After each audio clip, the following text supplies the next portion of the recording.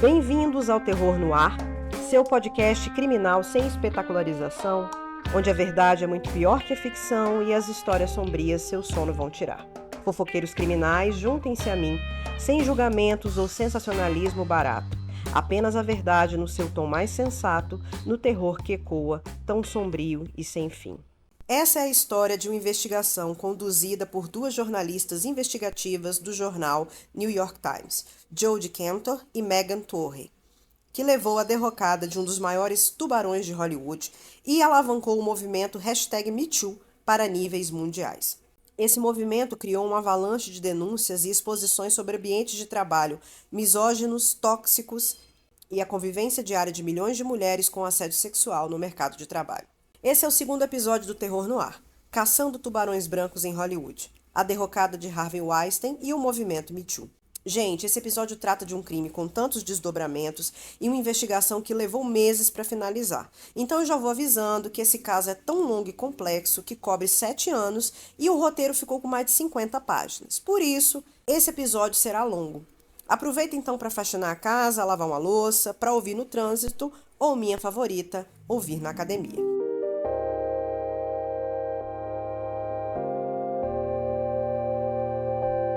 As duas jornalistas publicaram uma reportagem no New York Times em 2017, expondo os avanços históricos de Harvey Weinstein sobre a carreira e o corpo de dezenas de mulheres da indústria. Naquele momento, o produtor já não era mais tão famoso, mas ainda era visto como uma autoridade em Hollywood, sendo fundador da produtora Miramax e responsável por construir e impulsionar carreiras de vários atores e atrizes, incluindo Gwyneth Paltrow, Matt Damon e, naquele momento, a novata Jennifer Lawrence. Dentro dos acordos machistas, Harvey era visto como um pegador. Os boatos sobre como ele tratava as mulheres, fossem atrizes, fossem funcionárias, fossem outras trabalhadoras da indústria audiovisual, nunca haviam sido confirmados.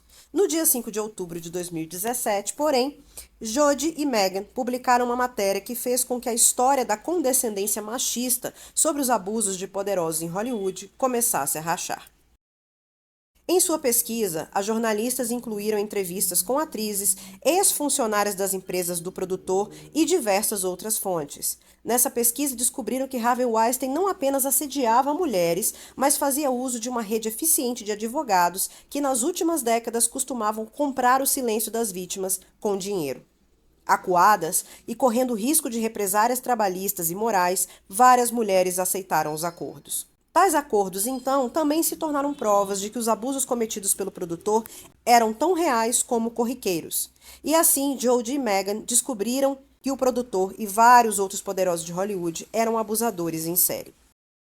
As revelações trazidas pela matéria do New York Times dispararam milhares de discussões sobre o assédio e o abuso no ambiente de trabalho e no ambiente doméstico, levando o movimento Me Too a sair do universo artístico e tomar todos os setores da vida pública, revelando que a vivência de mulheres no mercado de trabalho em quase todas as áreas era a mesma.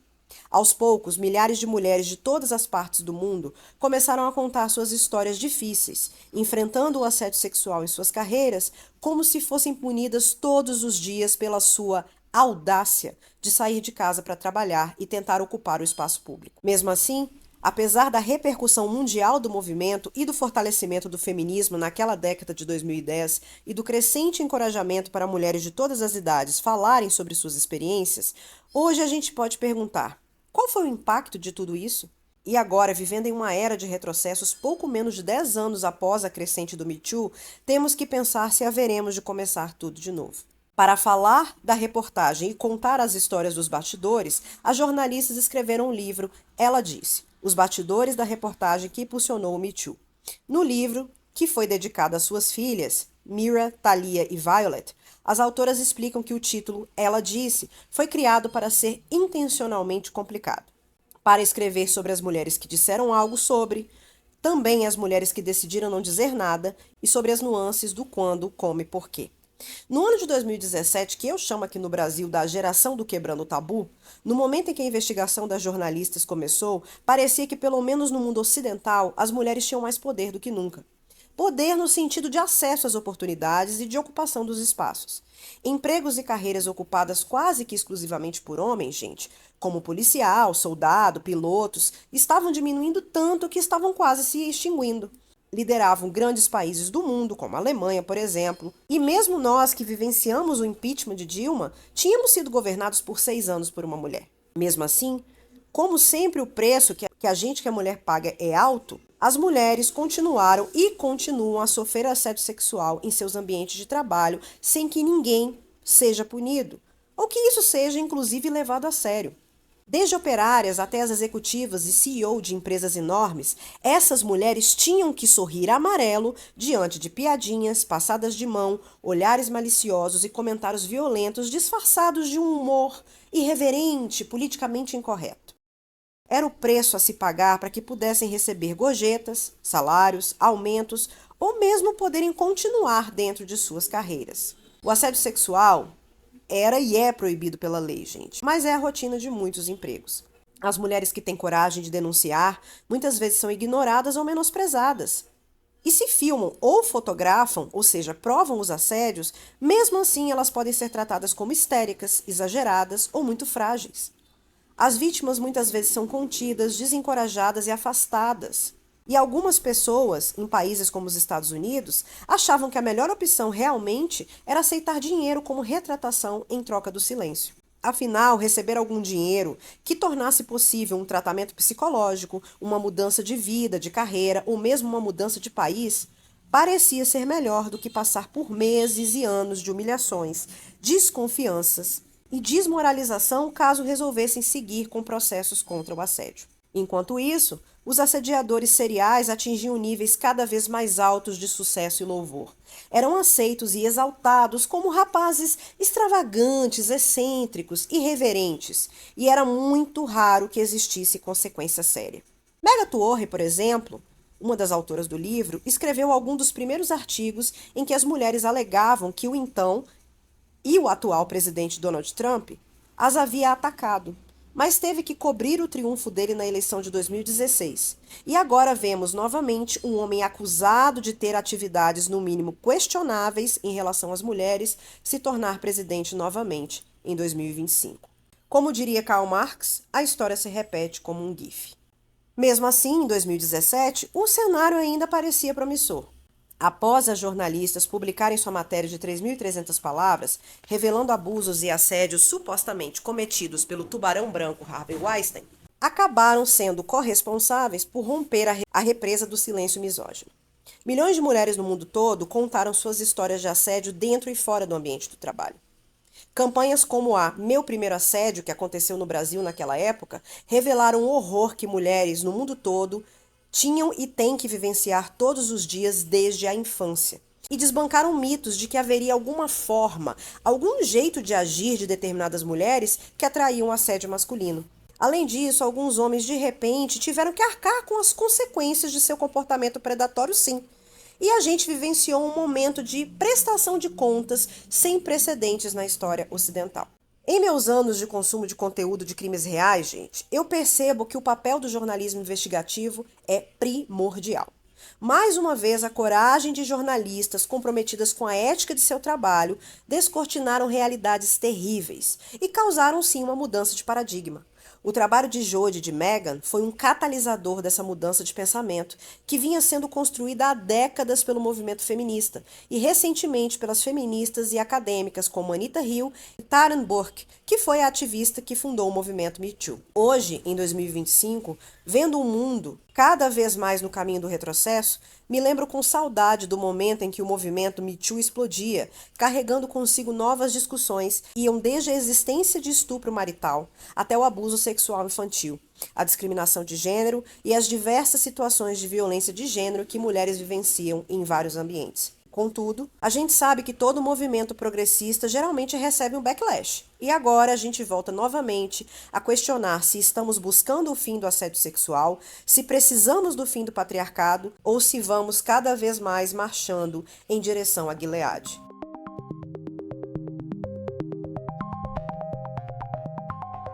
Jodi e a primeira não testemunha. Uma das coisas mais intrigante sobre os crimes sexuais, gente, é que eles são os únicos tipos de crime em que a vítima carrega socialmente uma parcela da culpa. É aquele crime que se espera que a vítima reaja ou que se pergunta o que a vítima fez para passar por aquilo. E por isso, constantemente, a vítima se sente envergonhada. E assim, essa cultura do estupro torna bastante difícil que as vítimas tenham coragem, ou que tenham pelo menos o apoio necessário para se exporem e denunciarem, mesmo que a gente tenha legislação a favor delas. Dessa forma, a investigação sobre Harvey Weinstein, promovida pelas jornalistas do New York Times, começou sem uma das fontes mais promissoras, a atriz Rose McGowan, que foi uma das poucas que, nos anos anteriores, tentou denunciar o produtor e que, em 2017, se negou a apoiar a investigação dos jornalistas. O problema é que eu já fui muito maltratada pelo seu jornal. Não tenho intenção de ajudar. A atriz criticava o jornal por sexismo, como quando o seu discurso feminista foi publicado na seção de moda do jornal e não na seção política. Em 2015, a Rose postou no Twitter a seguinte mensagem: "É porque é um segredo de polichinelo em Hollywood? Me fizeram passar vergonha enquanto adulavam meu estuprador." Usando a hashtag Why Women Don't Report, ou seja, a hashtag Por que as mulheres não denunciam. Segredo de polichinelo, gente, é uma expressão que se refere a algo tido como secreto, mas que todo mundo sabe. O polichinelo era uma personagem dessas peças teatrais burlescas. E ele era literalmente o personagem fofoqueiro. Tudo que caía na boca do polichinelo, todo mundo ficava sabendo. Então, o segredo de polichinelo é basicamente isso. O segredo que é tão secreto porque todo mundo sabe, mas ninguém fala sobre. A Rose era conhecida por uma postura bastante combativa nas redes. Ela era uma das poucas atrizes a denunciar o machismo em Hollywood. Por isso, muitos a taxavam de louca e ela tinha, sim, dificuldade de conseguir papéis. Mas se nem ela queria falar, gente, quem falaria? O Weinstein, então idolatrado, era visto como um gênio do cinema, responsável pela carreira de estrelas como Gwyneth Paltrow e inclusive pela vitória de Shakespeare Apaixonado no Oscar de 1999. Vocês se lembram, né? Quando Fernanda Montenegro perdeu a estatueta. Boatos sobre seu comportamento com mulheres sempre circulavam, mas eram tratados como excentricidades. Ele era um cara assim muito galera, politicamente incorreto, excêntrico, irreverente. Em 2015, já havia uma investigação contra Weinstein na polícia de Nova York, mas que não resultou em acusações. Nós vamos falar um pouco dela daqui para frente. Em 2017, Weinstein ainda se apresentava como um aliado das mulheres. Ele apoiou a criação de uma cátedra feminista numa universidade, lançou documentários sobre assédio e, inclusive, participou da Marcha das Mulheres no início de 2017, após a eleição de Trump. Ou seja, ele posava como um grande aliado, o que era uma máscara que ele usava para afastar as fofocas de bastidor. A jornalista Jodie Cantor abordou Rose com muita cautela, começando destacando seu histórico. A Amazon, a Starbucks e a Harvard Business Schools mudaram sua política em resposta a problemas relacionados a gênero que eu denunciei. Esse foi um e-mail que ela enviou para Rose contando sobre sua trajetória de ajudar mulheres com as suas reportagens. E por causa disso, a Rose, que naquele momento escrevia um livro de memórias que prometia contar muito dos podres de Hollywood, acabou concordando em falar. Aqui, gente, eu gostaria de parar esse episódio para lembrar a vocês que nós estamos falando de relatos de abuso sexual e assédio, e que esse conteúdo pode ser sensível para muitas pessoas, inclusive para mim mesma. Por isso, eu recomendo que você escute com tanto cuidado quanto respeito. A carreira de Rose McGowan tinha começado ali por 1997 e ela era jovem e tinha acabado de aparecer e fez um grande sucesso. Então, ela fez naquele ano uma viagem ao Festival Sundance de Cinema, onde ela circulara em estreias e festas, sempre com um grande time de televisão seguindo-a para todos os lados. A atriz havia feito apenas 4 ou 5 filmes, incluindo o terror famoso Pânico, mas estava se tornando uma das queridinhas do momento com filmes independentes, onde era uma situação que os filmes independentes estavam muito em alta. E esse festival de Sundance era o lugar certo para se estar. E naquele momento, Harvey Weinstein era o soberano do local. Ali, o produtor havia comprado filmes de baixo orçamento, como Cães de Aluguel, e transformado esses filmes em marcos culturais e sucessos absolutos. Naquele ano, Rose estava estrelando o filme Indo Até o Fim. E na estreia, ela havia sentado bem do lado de Harvey Weinstein. Às vezes é coincidência, às vezes é pura má sorte, gente. Pouco tempo depois, o produtor marcou uma reunião com ela, já que ele tinha esse costume de revelar e acender carreiras de estrelas muito jovens. O encontro aconteceu no hotel Stein Eriksen Lounge Deer Valley. Provavelmente falei o nome errado, mas enfim. No quarto do produtor. E naquele momento apenas conversaram sobre filmes e papéis. Mas quando Rose estava saindo, o Weinstein a teria puxado para dentro de um quarto com uma jacuzzi. Tirou sua roupa na borda da jacuzzi e enfiou à força o próprio rosto entre as pernas dela. Segundo ela, ela se lembrou de sentir como se estivesse deixando o seu corpo, observando a cena do alto. Uma experiência de paralisia que muitas de nós de abuso sexual compartilhamos. Ela estava no mais profundo estado de choque e passou a ser tomada por um instinto de sobrevivência. Então a Rose disse que para poder ir embora, ela teve que fingir um orgasmo, gente. Depois ela foi pensando em cada passo que deveria dar dali para frente. Dias depois, o Weinstein deixou um recado em sua secretária eletrônica na sua casa em Los Angeles com uma proposta bem complicada. Que ela viesse a fazer parte de um clube de grandes estrelas mulheres que eram suas, entre aspas, amigas especiais. Ele queria basicamente que a Rose se prostituísse para ele. Rose então teria reclamado com seus agentes e contratou um advogado para processar o produtor por assédio e estupro. Ela já agiu naquela época, mas acabou aceitando uma indenização de $100 mil do produtor, que pagou para fazer com que a história desaparecesse sem que ele admitisse ter feito nada de errado. A Rose então teria doado dinheiro para um centro de assistência à vítima de estupros. Contudo, naquele momento no início da reportagem, ela não tinha nenhum documento que provava que recebera uma indenização. Ela afirmou: "Weinstein não é só ele, é toda uma máquina. Todos os estúdios culpam as vítimas e pagam indenizações." A única evidência concreta de que isso teria acontecido foi a menção à indenização. E como nos ensina o jornalismo investigativo, siga o dinheiro. Então, documentos do acordo poderiam não apenas provar o crime, mas mostrar que o produtor pagou para silenciar. No primeiro momento, o relato contado por Rose era bem vulnerável a uma refutação por parte de Weinstein. Ele poderia facilmente dizer que suas memórias eram bastante diferentes e que naquele momento a atriz parecia estar se divertindo. Talvez sua atitude fosse reprovável se envolvendo com uma atriz tão jovem, cuja carreira ele poderia estar ajudando. Mas não era nada criminoso, já que ele poderia lembrar facilmente do orgasmo que Rose fingira ter.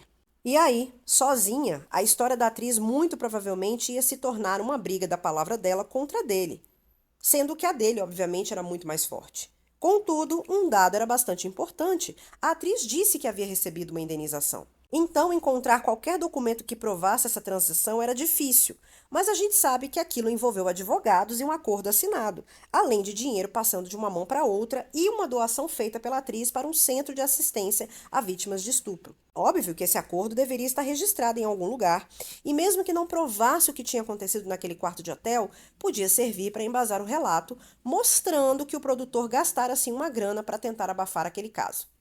E numa coisa a gente pode concordar: quem não deve, não paga indenização. Mas quem é Harvey Weinstein, pelo amor de Deus? Em 2017, o Harvey Weinstein ainda era visto como um titã de Hollywood.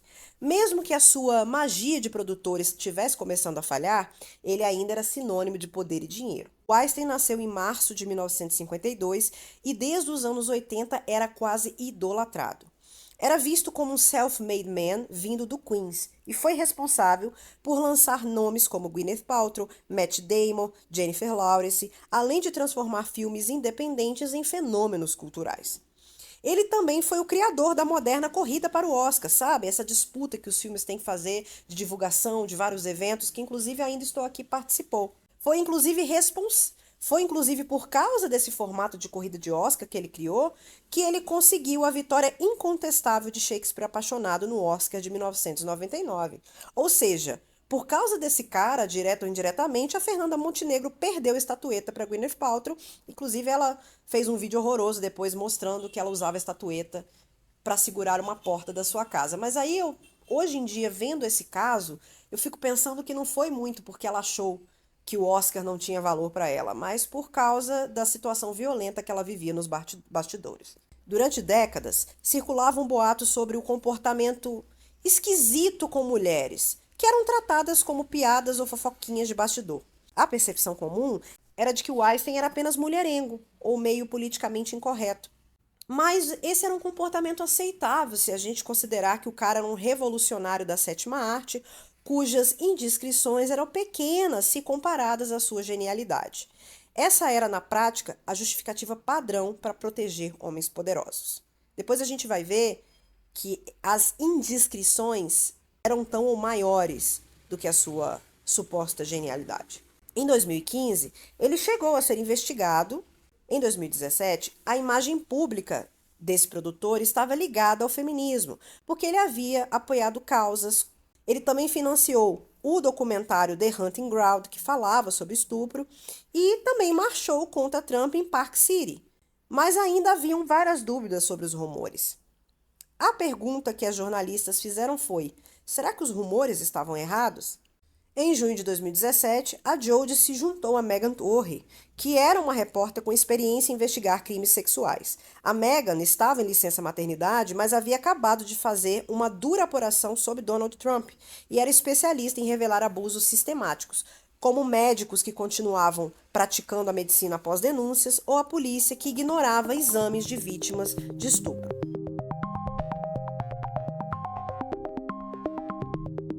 A história de Meghan e a vingança de Trump.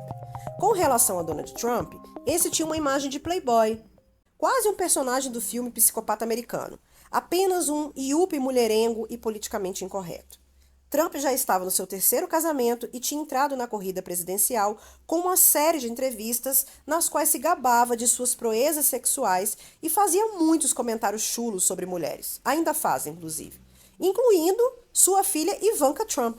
Eu acho que todo mundo que está me ouvindo já deve ter sabido de como é esquisita a relação entre Trump e a filha.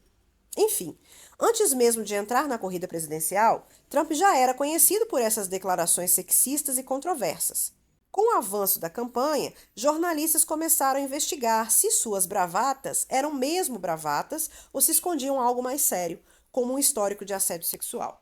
Em 2016, então, a Meghan, junto com outro jornalista chamado Michael Barbaro, começou a entrevistar ex-funcionárias e mulheres que haviam tido contato profissional ou pessoal com Trump. No entanto, muitas dessas pessoas haviam assinado acordos de confidencialidade, o que dificultava a apuração. Um acordo de confidencialidade, gente, é esse tipo de acordo que você recebe uma grana para você ficar calado. Você não pode falar absolutamente nada sobre o que aconteceu. Ainda assim, após mais de 50 entrevistas e a análise de diversos documentos, o jornal publicou uma matéria reveladora em maio de 2016. O artigo mostrava que, apesar de Trump ter promovido algumas mulheres dentro de suas empresas, ele também as tratava de maneira sexista, fazendo comentários inadequados sobre suas aparências e, em alguns casos, sendo acusado de assédio. Inicialmente, Trump não respondeu às acusações, mas depois passou a atacar a matéria publicamente, chamando o New York Times de desonesto e afirmando que era vítima de uma campanha contra a sua candidatura. Chegou a insinuar, inclusive, que os jornalistas tinham alguma coisa a ver com a Hillary Clinton. O caso ganhou ainda mais força em outubro de 2016, quando o Washington Post divulgou um áudio gravado em 2005 nos bastidores do programa XX Hollywood. Na gravação, Trump se gabava de poder assediar mulheres sem consequências, dizendo: "Quando você é uma estrela, pode fazer qualquer coisa, agarrá-las pela qualquer coisa." Inclusive, desculpe, gente, pelo palavrão, mas enfim, foi o que ele falou. O impacto foi imediato. Trump se desculpou publicamente, mas logo minimizou a situação, afirmando que se tratava apenas de conversa de vestiário, que eles falam lá de locker room talk, né? Conversa bravata de homem contando vantagem. A revelação, contudo, encorajou outras vítimas a virem a público. A Meghan e o Bárbaro, então, publicaram uma nova matéria com relatos inéditos. Jessica Leeds, por exemplo, contou que nos anos 80, Trump teria agarrado seus seios e tentado colocar a mão dentro de sua saia durante um voo, totalmente aleatório. Já Rachel Crooks, que foi uma das recepcionistas da Trump Tower, relatou que em 2005, ele a beijou à força no lobby da Trump Tower e a segurou por vários minutos, ignorando sua resistência. E isso, ela tinha ido apenas se apresentar para ele, eles não se conheciam. O New York Times checou os relatos e deu a Trump o direito de resposta. Ele negou tudo e, além disso, atacou pessoalmente Meghan, chamando-a de pessoa nojenta. Os ataques não pararam por aí. Trump passou a acusar a imprensa de ser corrupta e de conspirar contra sua candidatura. Seus apoiadores intensificaram os ataques às vítimas nas redes sociais, divulgando inclusive informações pessoais e ameaçando-as. A Meghan também começou a receber ameaças de morte, o que levou a segurança do New York Times a ser acionada. Trump chegou a ameaçar processar o jornal, mas a resposta do advogado do New York Times, David McCraw, foi contundente. Processar a imprensa por dar voz às vítimas de assédio seria um ataque direto à democracia. Afinal de contas, gente, um dos pilares da democracia é a liberdade de imprensa, né? O processo nunca foi adiante, mas os ataques de Trump à mídia continuaram. Apesar de todas as evidências, as denúncias não impediram que Trump fosse eleito presidente dos Estados Unidos em novembro de 2016 e nem em novembro de 2024. Em 7 de novembro, 3 semanas depois, a Meghan embarcou no avião em direção a Illinois para registrar o momento histórico que seria a eleição da primeira mulher presidente dos Estados Unidos, no caso a Hillary Clinton. Obviamente que, como jornalista, a Meghan não fazia campanha para Hillary Clinton ou qualquer candidato. Inclusive, algumas semanas antes, Meghan despertou o ódio dos apoiadores da candidata democrata, pois escreveram um artigo dizendo que Hillary tivera um papel muito grande para abafar a voz de mulheres que, nos anos 90, alegavam que Bill Clinton, seu marido, tivera uma conduta inapropriada. Inclusive, ela teria ajudado a abafar aquela fofoca envolvendo a Monica Lewinsky. Pesquisem aí.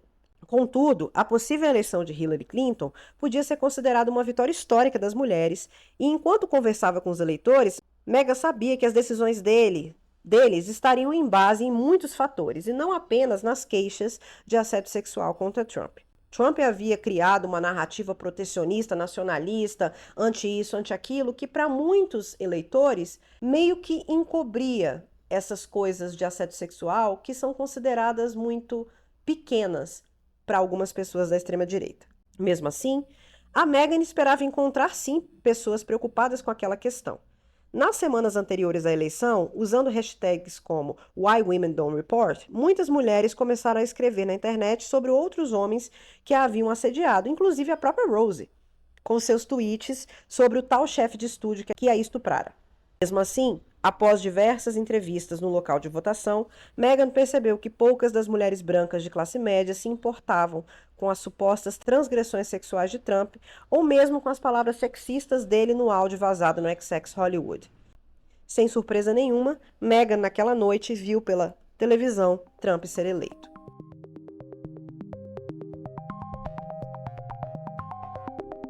Os porões de Hollywood, o início da investigação. Em abril de 2017, Meghan e Jodie já trabalhavam juntas quando uma série de acontecimentos abriu caminho para a investigação sobre Harvey Weinstein. Uma delas foi a queda de Bill O'Reilly, que era um influente âncora da Fox Business, após uma reportagem do New York Times revelar que ele e a emissora haviam pago 13 milhões de dólares em indenizações para silenciar pelo menos 5 mulheres que o acusavam de assédio sexual. A matéria, que foi assinada por Emily Steele e Michael Schmidt, levou 8 meses para ser apurada. Apenas uma das mulheres pôde se identificar. As outras 4 estavam presas a acordos de confidencialidade, recebendo somas expressivas para se calarem. Mesmo com o silêncio imposto, os repórteres perceberam algo fundamental. Esse tipo de transação envolvendo tanto dinheiro não podia ser secreta. Os acordos envolvem advogados, colegas, agentes, familiares, que criam uma espécie de rastro legal bem gritante que acabava revelando a verdade. Assim, os pagamentos pelo silêncio das vítimas formavam a própria matéria, revelando por trás do encobrimento as denúncias. Essa abordagem se tornaria a base da investigação de Meghan e Jodie sobre o maior predador de Hollywood.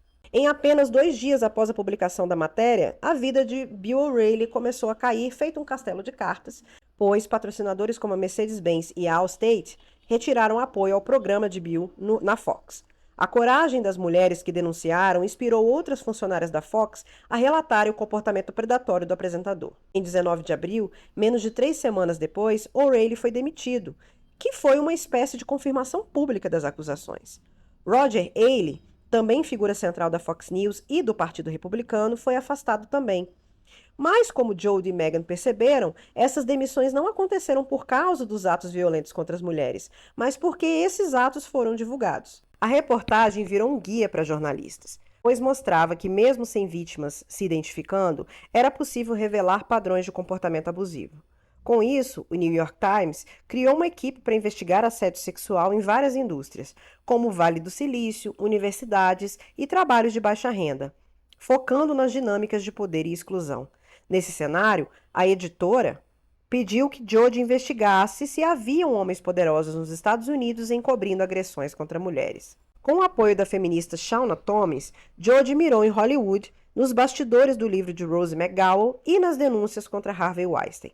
O objetivo era maior do que identificar os predadores, era expor os elementos de um sistema que tornava o assédio sexual estrutural e silencioso. E, mais uma vez, seguir o dinheiro. Quantas indenizações e acordos de confidencialidade escondiam os crimes do showbiz? Meghan, por seu lado, sugeriu alguma abordagem nova, incluindo uma que usara para convencer vítimas de estupro em Chicago a contar suas histórias. Usar de empatia parecia ser algo bastante inédito nesses casos. Não posso mudar o que aconteceu com você no passado, mas juntas, talvez, possamos usar sua experiência para ajudar e proteger outras pessoas. Mas eu acredito, gente, que as jornalistas encontraram uma indústria cujos porões do assédio sexual ficavam tão fechados, em bunkers tão profundos, que não seria tão simples unir as vítimas dos tubarões sexistas de Hollywood. Em junho de 2017, durante a investigação sobre Weinstein, as jornalistas enfrentaram uma barreira quase intransponível. As atrizes famosas não queriam falar. O medo do julgamento público era imenso, e mesmo entrar em contato com elas era um desafio. Falar com assessores, empresários ou agentes estava fora de cogitação também, porque aquelas pessoas eram parte do problema, pagas inclusive para construir e manter as barreiras, muitos deles eram leais aos poderosos como Weinstein. Jodie buscava por e-mails e telefones particulares de atrizes que já haviam trabalhado com o produtor. Um dos principais alvos era Ashley Judd, que em 2015 havia dado uma entrevista à revista Variety, mencionando um assédio que teria sofrido. Esse processo se tornou quase uma investigação paralela, procurar parentes em listas telefônicas, buscar conhecidos que pudessem fazer uma ponte, tudo valia. Quando Jodie finalmente conseguia falar com alguma atriz, as conversas eram rápidas e improdutivas. Então surgiu uma dica: contatar Judith Godrèche, que ela era uma atriz francesa que supostamente teria sido assediada por Weinstein. A atriz não respondeu, mas após a insistência de Jodie, ela enviou um e-mail dizendo que seu advogado a havia instruído para que ela não se envolvesse naquela história. Era uma recusa, mas também uma pista. Em que exatamente ela não deveria se envolver? Que história? Sem retorno das atrizes, a investigação se voltou para ex-funcionários de Weinstein, que eram mais acessíveis. Muitos, inclusive, podiam ser encontrados no LinkedIn. Alguns pareciam surpresos por serem abordados. Outros se limitavam a fofocas de bastidores. Mas o mais impressionante e preocupante era a quantidade de pessoas que ainda defendiam o produtor. Alguns diziam que a vida sexual de Weinstein era pessoal, ou que o chamado teste do sofá, aquela cultura horrorosa de atrizes se submetendo sexualmente para conseguir papéis, era uma parte antiga e inevitável de Hollywood. Jodie, inclusive, foi tratada por alguns como uma idealista ingênua. Segundo eles, o comportamento de Weinstein era um segredo de polichinelo e nada que ela escrevesse mudaria isso. Apesar das portas fechadas, houve avanços. Um ex-funcionário da Miramax contou que Marisa Tomei teria sido assediada por Weinstein ao ponto de chorar no trabalho. Em 30 de junho de 2017, a Jodie conseguiu encontrá-la num restaurante em West Hollywood, graças a um dramaturgo que intermediou o contato. Mas Marisa negou ter sido diretamente assediada por Weinstein. Ainda assim, afirmou ter sido vítima do sistema. A desigualdade salarial parecia eterna e muitos papéis reduziam atrizes a objetos que apenas reagiam aos homens em cena. Para Marisa, as atrizes e o público também estavam presos em um ciclo de percepção errada mútua. E por isso, desde muito jovens, meninas aprendiam a admirar e imitar as mulheres de Hollywood. Aquilo fazia com que muitas delas quisessem se tornar atrizes, já que tinham contato apenas com aquele verniz glamuroso daquela vida. As poucas sortudas que conseguiam se tornar atrizes chegavam lá em um ambiente absolutamente hostil e não podiam descrever ou reclamar o assédio ou os padrões físicos punitivos, porque seria sabotagem da própria carreira. Então, o ciclo continuava e a próxima geração vivia a mesma situação. A gente sabe, né, gente, que existem questões de Hollywood e da própria indústria cinematográfica, além do assédio, que são visíveis, como, por exemplo, o etarismo, aquela data de validade que determinadas atrizes têm. O spam de sucesso de uma atriz costuma, ir até determinada idade. Depois ela fica velha e descartável.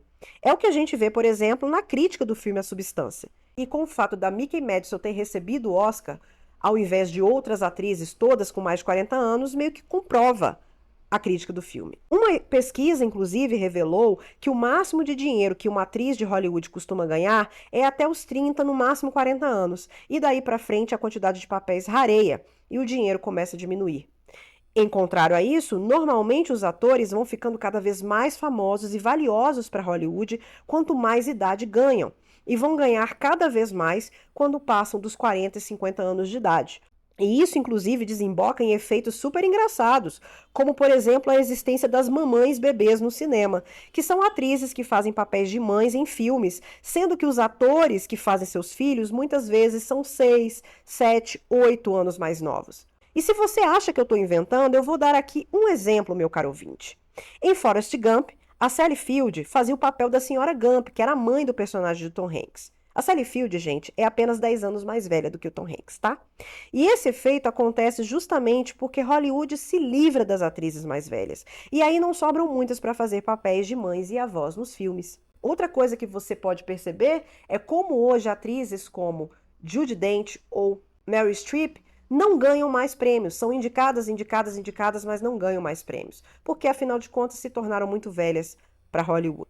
Apesar de compartilhar sua visão com Jodie, a Marisa Tomei ficou muito atordoada com a possibilidade de se envolver em uma matéria tão delicada. Ela nunca havia falado sobre isso, nem com suas colegas atrizes, e se expor a deixava vulnerável. Ainda assim, Jodie conseguiu, por meio dela, contato com outras atrizes em fontes confiáveis. Algumas usavam pseudônimos em seus e-mails e pediam sigilo absoluta. Todas foram diretas. Hollywood era assolada por abusos sexuais irrestritos, normalizados e escondidos pelos chefões do setor. Daryl Hannah, por exemplo, com uma voz ansiosa no telefone, disse que também havia sido vítima de Harvey Weinstein, mas tinha medo demais para contar os detalhes.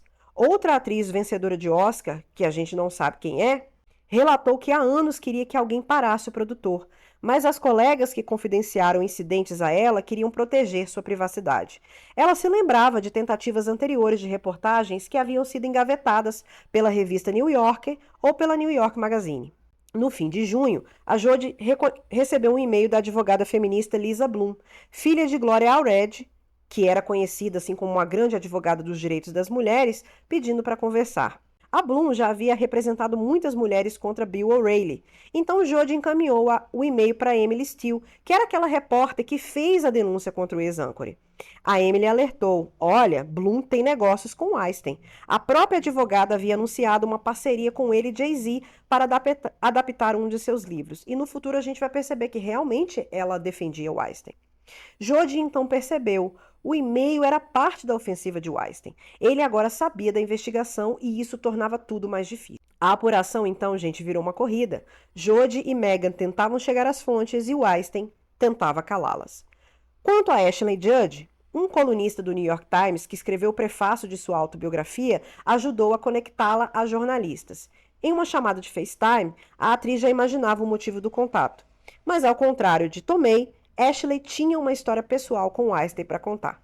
Era o ano de 96 e Ashley Judd tinha 28 anos e já tinha se tornado uma estrela em ascensão, graças aos filmes de suspense policiais como Tempo de Matar e Fogo contra Fogo.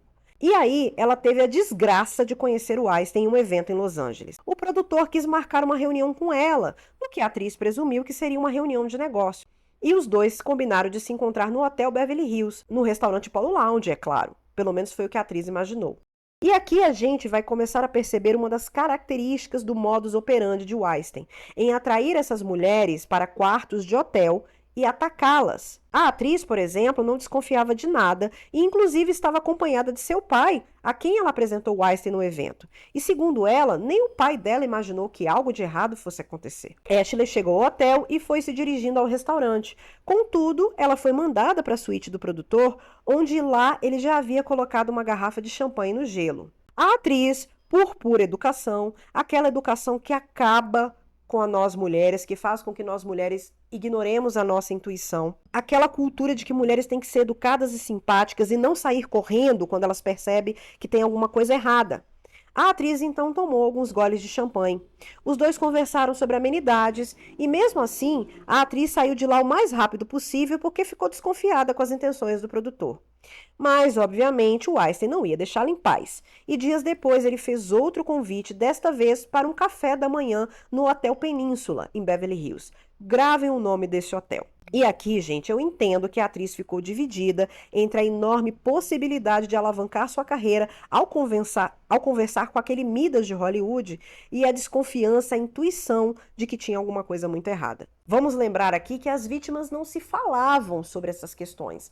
Então a Ashley provavelmente não sabia ações esquisitas de Harvey Weinstein. Então a Ashley ficou naquela de: tô sentindo o cheiro de qualquer coisa. Mas como seria um encontro no café da manhã, ela achou que de manhã cedo a conversa seria mais segura, pelo menos. Bom, foi o que passou pela cabeça dela. Ela tinha chegado ao hotel exausta, porque ela tinha passado a noite em claro filmando o seu primeiro grande thriller, Beijos que Matam, que é aquele que é junto com Morgan Freeman. Inclusive, eu super recomendo que vocês assistam. E aí, ela foi pro hotel direto do set. Chegando lá, mais uma vez, um funcionário da recepção lhe disse que a reunião não aconteceria no restaurante do hotel, mas sim na suíte do produtor. Olha aqui o modus operandi do cafajeste. A atriz ficou muito irritada porque ela estava com sono, com fome e achou que a comida provavelmente levaria uma eternidade para chegar ao quarto. E por isso ela decidiu pedir apenas um cereal, porque seria mais rápido de comer. E aqui, gente, eu fico pensando na coitada, achando que o café da manhã seria o problema. Aí chegamos à segunda bandeira vermelha. Quando Ashley chega ao quarto do hotel, Weinstein à espera de roupão, que é no mínimo inadequado. Terceira bandeira vermelha, ele se oferece para fazer uma massagem em Ashley, que estava muito cansada, muito tensa. Obviamente que ela se recusou, E aí o Weinstein tentou sugerir massagear apenas os ombros da atriz, o que ela também rejeitou. O Weinstein mudou de tática. Ele a conduziu até o armário pedindo que o ajudasse a escolher a roupa que ele ia usar naquele dia. E aí depois a levou na direção do banheiro. Nesse momento, a conversa de Weinstein ficou abertamente sexual e a atriz recusou cada uma das propostas mais e mais sujas do produtor, mas ele não parou. E nesse ponto da narrativa, a atriz sentiu uma necessidade de justificar que ela disse não abertamente. Para você ver como nós mulheres sempre precisamos justificar a violência que sofremos, dizendo que a gente reagiu de algum jeito. Eu disse não de muitas maneiras, muitas vezes, mas ele sempre vinha com um pedido asqueroso, ela disse. O produtor a pressionou e pressionou, e no fim ele sugeriu a possibilidade de que a atriz ficasse assistindo enquanto ele tomava banho, como se fosse uma proposta meio termo, aceitável. E é claro que a atriz se lembrou de se sentir que estava presa naquele quarto e, ao mesmo tempo, ela tinha medo de prejudicar sua carreira no cinema. Tinha muita coisa em jogo, o prestígio que vinha com a Miramax, disse ela. Segundo Ashley, não havia como sair bem daquela situação sem que trouxesse questões para sua carreira. Na cabeça dela, e meio que ela estava certa, rejeitar o produtor abertamente era arriscar, sofrendo alguma consequência na sua carreira. Então ela pensou depressa em uma piada que não fosse ofendê-lo e ao mesmo tempo permitisse que ela saísse do quarto. Faz o seguinte, Harvey, quando eu ganhar um Oscar com o filme da Miramax, faço um pra você. Gente, eu imagino o nível de humilhação de você ter que fazer uma piada escrota dessa para poder sair dali sem sofrer coisa pior. Na época, Ashley viu o assédio como um incidente bizarro, mas contou o ocorrido à sua mãe, ao pai, ao agente, todas as pessoas de confiança. Por não ter reprimido a experiência, o seu relato à jornalista foi mais cru e claro.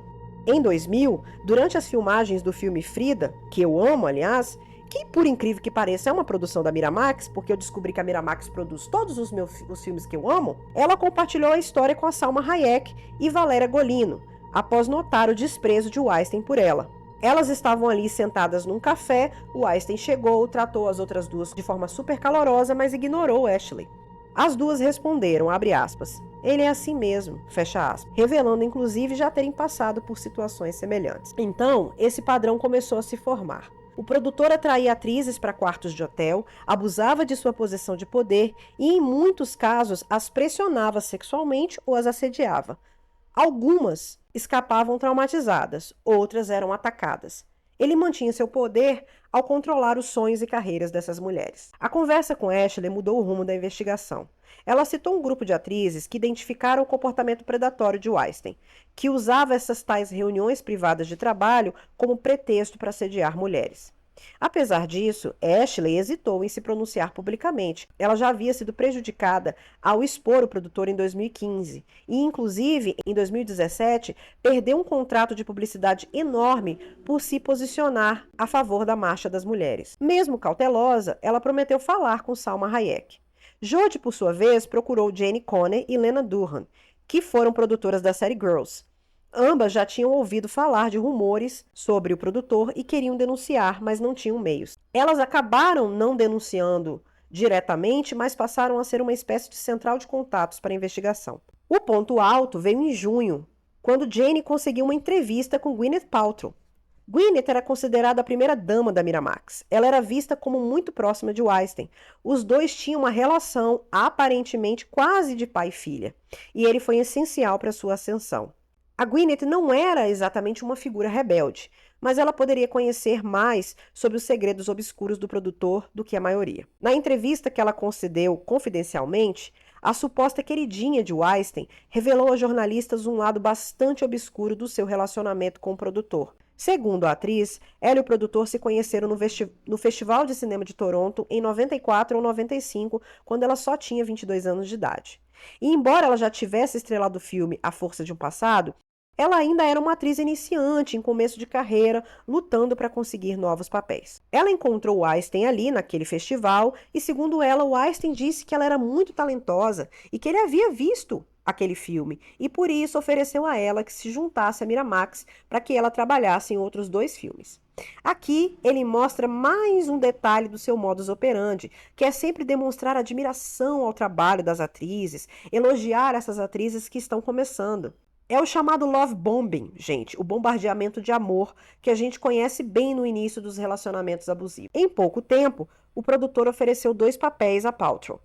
Ela teria que fazer uma comédia chamada O Primeiro Amor de um Homem e depois, se fosse bem sucedida, ela poderia ficar com o papel principal da futura adaptação do livro Emma de Jane Austen, ou seja, uma personagem dos sonhos na vida de qualquer atriz. No início, Gwyneth se sentiu acolhida pela Miramax. Na época, ela namorava Brad Pitt e antes de começar a filmar Emma, recebeu um fax marcando um encontro com Weinstein de novo no Hotel Península.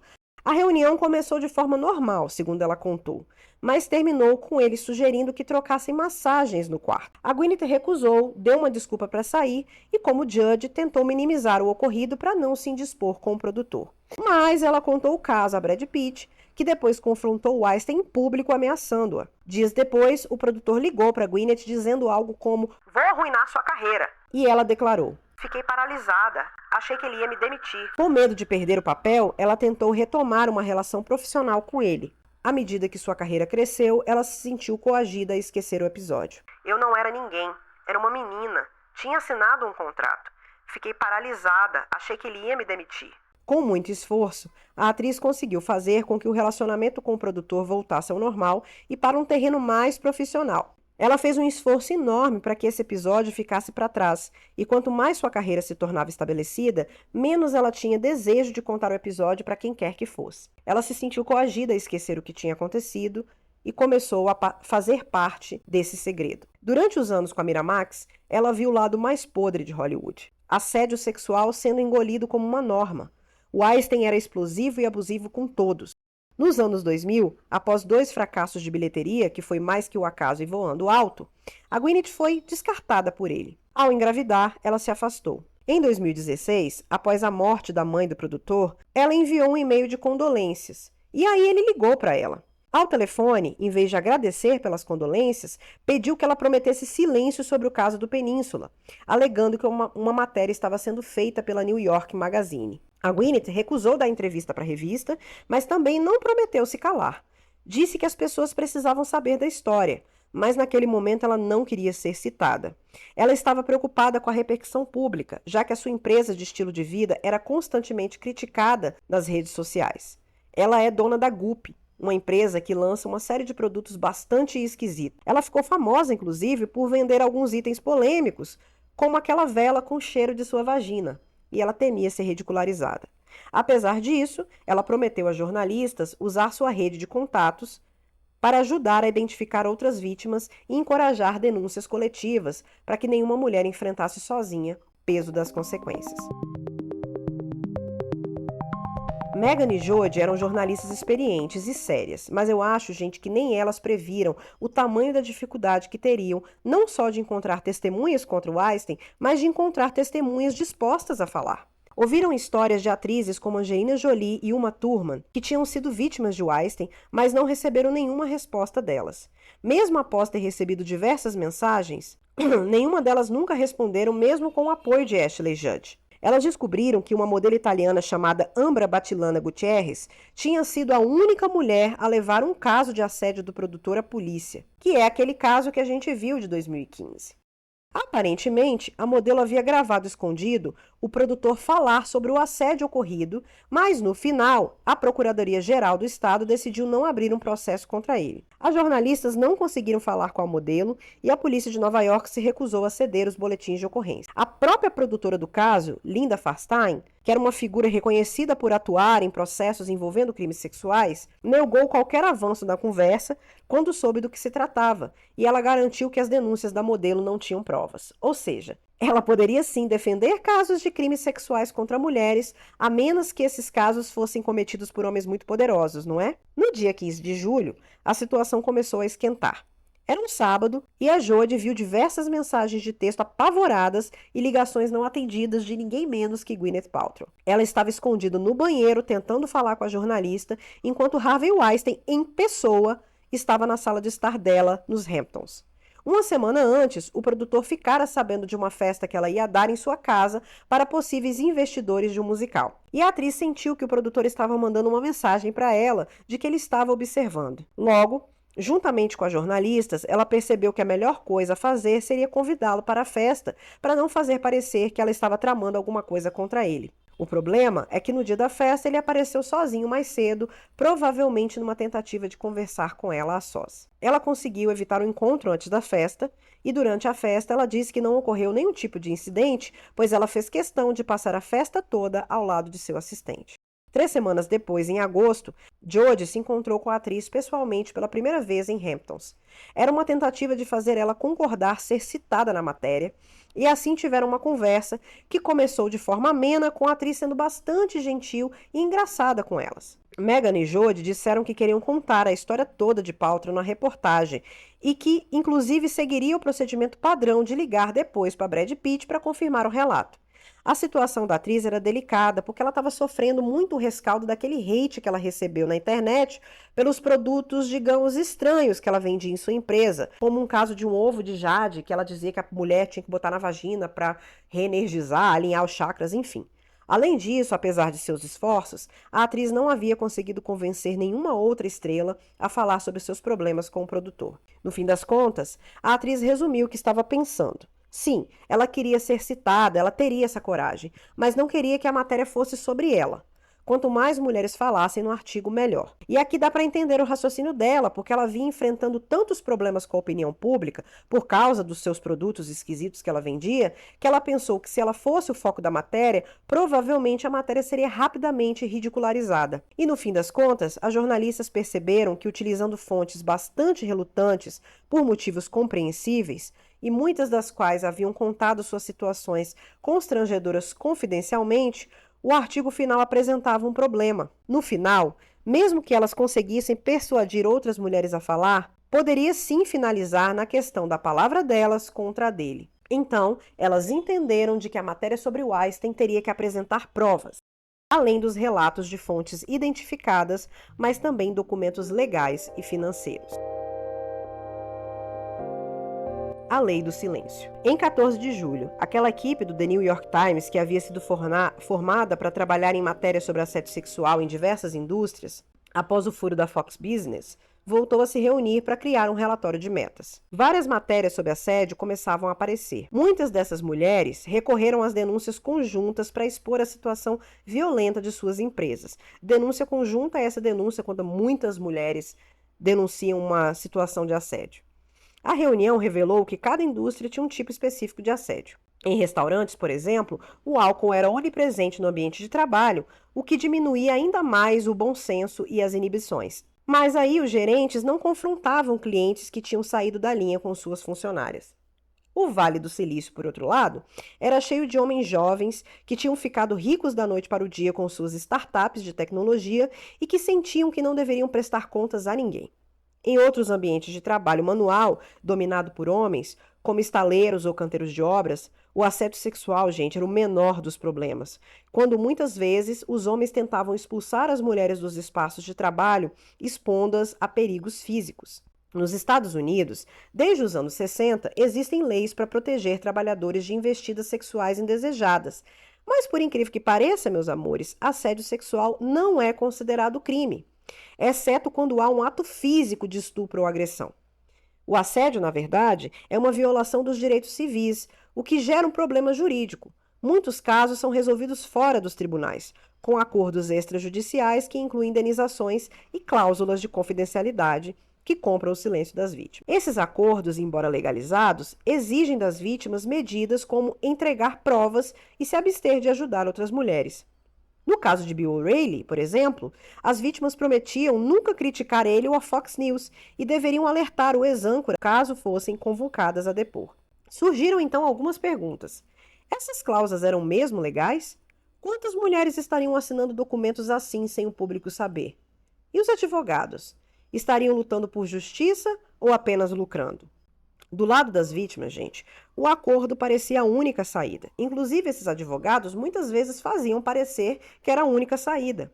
Garantiam dinheiro, privacidade e evitavam o estigma social. Por outro lado, ir a julgamento significava enfrentar leis frágeis, processos humilhantes e rótulos públicos como mentirosas ou fáceis. Já para os advogados, que recebiam cerca de 1/3 de cada indenização, os acordos eram um negócio bastante lucrativo. A investigação do grupo do The New York Times revelou que os Estados Unidos mantinham um sistema legal que silenciava vítimas de assédio e permitia que abusadores seguissem agindo com impunidade. Ao assinarem esses documentos, as mulheres perdiam o direito de contar suas histórias, enquanto os agressores continuavam com seus crimes, muitas vezes ainda mais seguros. As vítimas que não eram famosas. Em 2005, os irmãos Weinstein venderam a Miramax para a Disney, mas muitos ex-funcionários mantiveram contato e formaram um grupo conhecido como Miranon. Em julho de 2017, as jornalistas investigaram esse círculo. Os que sabiam mais evitavam contatos porque muitas dessas pessoas teriam ajudado a acobertar os abusos de Harvey Weinstein. Entre os relatos, surgiu o mistério de uma assistente da Miramax que, nos anos 90, desapareceu repentinamente após subir rapidamente na empresa. Ela teria, gente, saído tão rápido que deixou apenas um par de tênis sobre a mesa. Vários ex-colegas lembravam dos rumores de que Weinstein tinha feito algo com ela, mas ninguém sabia o quê. A principal pista veio de Kate DeClercq, que foi uma ex-assistente de Bob Weinstein, que contou que, após o desaparecimento, um advogado da família da jovem enviou uma carta ao escritório sugerindo uma ameaça de processo. A assistente que desapareceu não tinha presença online, mas Meghan encontrou seu nome em uma lista de servidores públicos em outra cidade. A Meghan deixou vários recados no trabalho da mulher, sem retorno. Decidida a encontrar a mulher, Meghan dirigiu até o endereço da mãe da mulher em um subúrbio de Nova York e acabou sendo atendida pela própria ex-assistente. Surpresa, mas calma, ela concordou em conversar por alguns minutos e disse: "Eu estou esperando alguém como você bater na minha porta há 27 anos. Tudo que posso dizer é que tive um desentendimento profissional com a Miramax. Foi resolvido de forma amigável e concordamos em não discuti-lo." Meghan percebeu então que aquele era o tipo de resposta de quem assinou um acordo de confidencialidade. A mulher aceitou manter contato informal, mas depois, ao consultar o seu advogado, desistiu de falar. Esse caso, gente, indicava algo ainda mais preocupante. Além de atrizes famosas, havia funcionárias comuns assediadas todos os dias por Weinstein, vítimas ainda mais vulneráveis, facilmente silenciadas e esquecidas. Ainda naquele mês, Jodie falou com um executivo de Hollywood que lhe recomendou uma amiga próxima da Miramax que vinha guardando um segredo sujo sobre a produtora há anos. O nome da mulher era Amy Israel, que era uma executiva respeitada da indústria do entretenimento que estava ao mesmo tempo receosa e muito desesperada para falar com alguém. No primeiro contato, Israel disse que não queria ser citada, mas precisava contar à jornalista sobre uma lembrança que a perturbava havia 20 anos. No segundo semestre de 1998, Israel estava no Festival de Cinema de Veneza com Weinstein, procurando juntos novos filmes para comprar.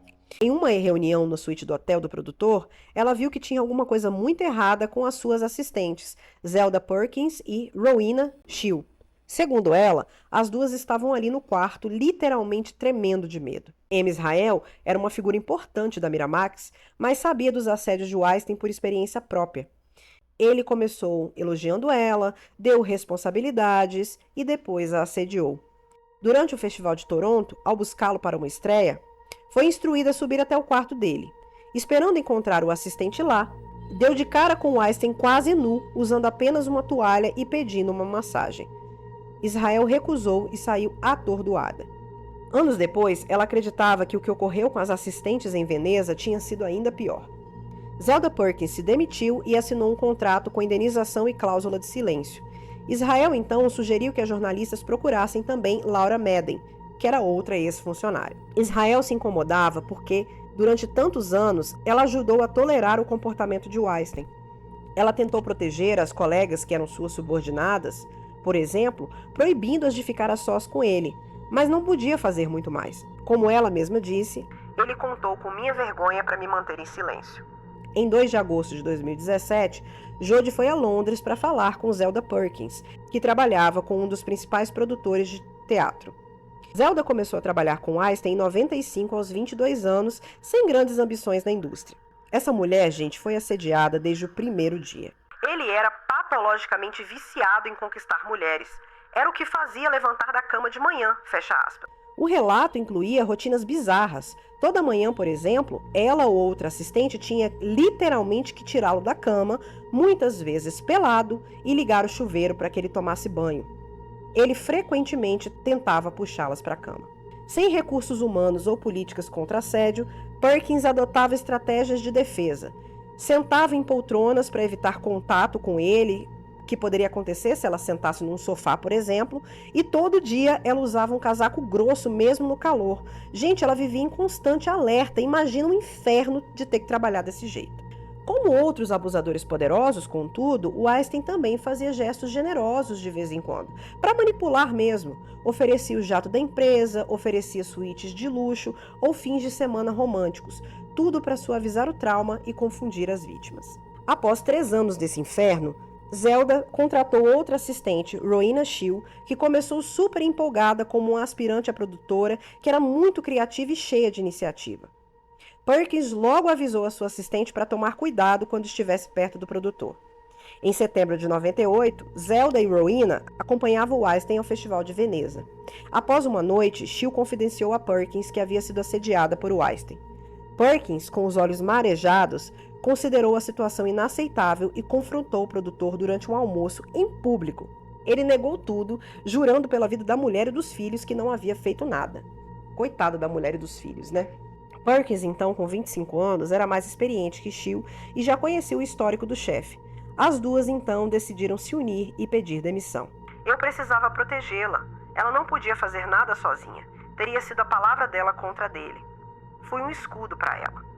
Na mesma época, a jornalista Jodie Cantor foi até o Vale do Silício, onde Shield vivia. Ela não encontrou, mas conversou com o marido da ex-assistente, tentando explicar que Shield poderia ter sido vítima de Weinstein.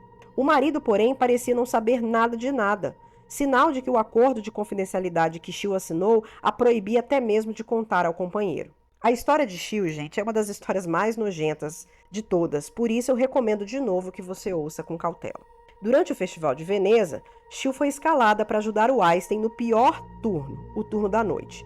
Nas primeiras noites, ele fez elogios e investidas, mas em uma delas o comportamento escalou.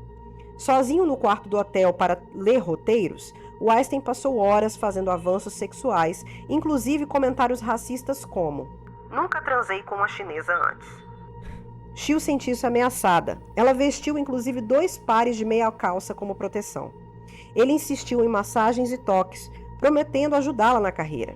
Eu não falei não diretamente, não quis confrontá-lo. Ele era muito maior do que eu, ela disse. Depois de 4 horas de investidas, ele a jogou na cama, abriu suas pernas e disse: "Basta uma metida só e acabou." A Shield então conseguiu rolar para fora da cama, conseguiu escapar, mas só deixou o quarto às 2 da manhã, após eles voltarem ao trabalho. Após o ocorrido, Shield e Perkins pediram demissão e buscaram ajuda legal em Londres, esperando abrir um processo criminal. No entanto, seus advogados alegaram que, sem provas físicas ou uma denúncia à polícia, o melhor caminho seria um acordo extrajudicial. Apesar de relutarem, ouviram que sem uma exigência financeira não haveria negociação. Perkins, então, indignada, tentou transformar o acordo em algo de impacto. Exigiu que Weinstein fosse a um terapeuta, com ela presente na primeira sessão, que a Miramax criasse uma política anti-assédio e oferecesse treinamentos. Também estipulou que, se houvesse outra acusação em 2 anos, o caso deveria ser relatado à Disney e Weinstein demitido, além de pagar 35 mil libras à vítima. Eu não preciso nem dizer que nenhuma dessas exigências foi cumprida, né, gente? Os advogados do produtor partiram para a briga e ele contratou um escritório de advocacia em Londres, Allen & Covery, que contaram com a ajuda de um advogado da Miramax que voou para Londres, Steven Rutensky. A sessão de negociação durou a noite toda e só acabou às 5 da manhã. No final, pressionadas, coagidas e cansadas, cada uma delas aceitou receber 125 mil libras de indenização, mas tinham que concordar com enormes restrições. Na conversa com a jornalista naquele julho de 2017, Perkins tinha trazido algumas folhas de provas na sua bolsa falando sobre as restrições. As jornalistas nunca tinham visto o conteúdo de nenhum daqueles acordos e ficaram embasbacadas com o nível de restrição que eles pregavam. Para falar a verdade, gente, Perkins não tinha sequer uma cópia total do acordo. Ela não tinha permissão para conversar com ninguém sobre a época que trabalhara na Miramax e passou a ler em voz alta alguns conteúdos do acordo para a jornalista. Na verdade, o que ela tinha era um trecho do acordo que continham as suas obrigações, que ela tinha pedido para uma advogada que conseguisse para ela, pois como é que ela ia cumprir essas obrigações sem saber quais obrigações eram? Ou seja, ela assinou um acordo extrajudicial com cláusulas de confidencialidade e nesse acordo ela não tinha direito sequer de ter uma cópia do contrato. Vamos à lista de restrições. Primeiro, caso ela se consultasse com algum profissional da saúde, por exemplo, um terapeuta, a respeito do que tinha acontecido, esse profissional também teria de assinar um acordo de confidencialidade. Segundo, ela também não tinha permissão para dizer qual a verdadeira origem do dinheiro que tinha recebido na indenização, nem para o seu próprio contador. Terceiro, também teve que listar todas as pessoas para quem tinha contado o episódio em Veneza, uma lista que incluía 3 funcionários da Miramax e seu namorado, que também entraram no acordo. Quarto, dali para frente tinha que dizer que saiu da Miramax por causa de razões morais. Além disso, Perkins não podia falar com nenhum veículo de imprensa no presente ou no futuro. E se por algum caso aquela história vazasse, ela mesma teria que ajudar a negar a história. Ou seja, Perkins era obrigada a ajudar a esconder a verdade, mesmo que ela de alguma forma fosse descoberta. O acordo de confidencialidade prejudicou profundamente a vida profissional de Perkins. Sem poder explicar por que deixou a Miramax de forma abrupta, ela teve dificuldade para conseguir novos empregos. Percebeu que sua carreira no cinema havia acabado e se mudou para Guatemala para treinar cavalos. Depois de muitos anos, ela voltou a trabalhar com isso, mas mais na área do teatro. O seu único registro oficial na empresa foi nos créditos de Shakespeare Apaixonado. Perkins cogitava violar o acordo e denunciar o Weinstein, algo extremamente corajoso, considerando que outras vítimas sequer atendiam às ligações. As jornalistas procuraram um advogado trabalhista, contudo, que explicou que a violação do acordo resultaria em processo, devolução de dinheiro recebido e ataques à reputação. Por causa disso, Perkins disse: "Se conseguirem convencer outras mulheres a quebrar o silêncio, eu me junto a elas." A situação de Rowena Shield foi ainda mais trágica. 9 meses após o abuso, sem opções, ela acabou tendo que voltar a trabalhar na Miramax porque ela não conseguiu outro emprego. E embora o acordo previsse nenhuma interação com Weinstein, ele mesmo pediu seu retorno. No verão de 99, ela foi enviada a Hong Kong sob o pretexto de buscar filmes asiáticos para adaptações de Hollywood. No entanto, logo ela percebeu que o trabalho não se tratava de uma grande piada e que tudo não passava de uma forma de Weinstein manter controle sobre ela. "Foi um acordo com o demônio", disse ela. Durante esse período, Shield entrou em depressão e inclusive tentou suicídio 2 vezes. Finalmente, ela deixou a empresa e recomeçou a vida em Londres, longe da indústria cinematográfica. No dia 3 de agosto de 2017, Jodie foi atrás da terceira vítima não famosa, Laura Madden. Ela morava no país de Gales, mas estava passando férias na Cornualha e lá as duas se encontraram e Laura contou sua história. Em 92, Laura Madden também tinha 22 anos e se considerava uma jovem simples do interior da Irlanda. Quando um filme de Hollywood começou a ser rodado perto de sua casa, ela conseguiu um trabalho com figurantes e se apaixonou pela indústria. Logo, ela foi contratada para trabalhar no filme No Limite da Inocência e, como tantas outras, foi enviada ao quarto de hotel de Harvey Weinstein, dessa vez em Dublin. Madden estava animada, achando que faria tarefas básicas como assistente. Ao chegar, contudo, encontrou champanhe, sanduíches e muitos elogios. Weinstein disse que todos da produção haviam notado seu talento e que ela tinha um emprego garantido na Miramax de Londres. Fiquei encantada, pois era literalmente o emprego dos meus sonhos, ela disse. Weinstein, usando apenas um roupão, pediu uma massagem, dizendo estar cansada. Ela recusou, mas ele insistiu, alegando que todos faziam isso e que não era nada demais. Madden se sentiu desconfortável, mas, sendo muito inexperiente, ficou com dúvidas sobre o que era ou não normal naquele ambiente. Quando Harvey Weinstein tirou o roupão e ficou nu, Laura Madden congelou. Ele propôs massageá-la, pediu que tirasse a blusa e o sutiã e passou as mãos pelo corpo dela. Mesmo enojada, ela temia perder o emprego. O produtor abaixou a calça dela e se masturbou na sua frente.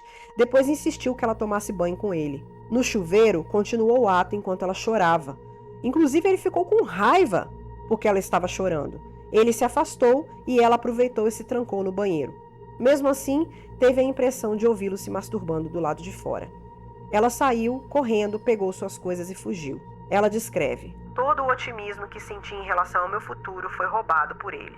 Ela contou para uma colega, omitindo os detalhes mais sórdidos, e essa colega confrontou Weinstein. Ele pediu desculpas e disse que ela deveria aceitar o emprego sem compromisso.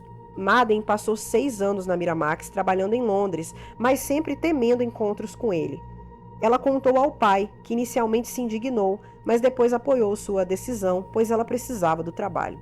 Ela disse que viveu momentos constrangedores com o produtor, embora nenhum tão grave quanto o primeiro. Sentia-se presa à Miramax. Carreguei o peso de me sentir responsável pela agressão. O padrão de comportamento do produtor era evidente nos relatos. Jovens recém-contratadas, quartos de hotel, champanhe, roupão, elogios e promessas seguidas de coerção e assédio. Mulheres de diferentes países, famosas e anônimas, relatavam experiências bastante semelhantes, mostrando um ciclo repetitivo de abuso e manipulação. O objetivo das jornalistas era encorajar e devolver a confiança a essas mulheres, mostrando que elas não estavam sozinhas. Mas os acordos de silêncio mantinham todas isoladas, o que aumentava o sentimento individual de culpa. Madden, por não ter assinado acordo e estar longe de Hollywood, começou a se perguntar se tinha mais responsabilidade em falar.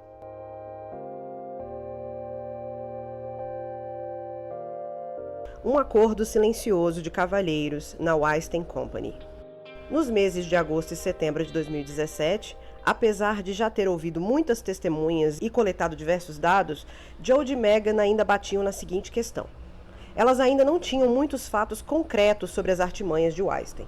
Mas segundo a intuição do Siga o Dinheiro, Jodie tirou uma carta da manga. Ela tinha um contato de Irving Ritter, vice-presidente executivo do setor contábil da Weinstein Company. Era ele quem fazia contabilidade para os irmãos Weinstein desde 89, ainda na Miramax. Também diziam que Ritter era um cara leal, mas um tanto grosseiro, que não se preocupava muito com o comportamento do chefe com as mulheres.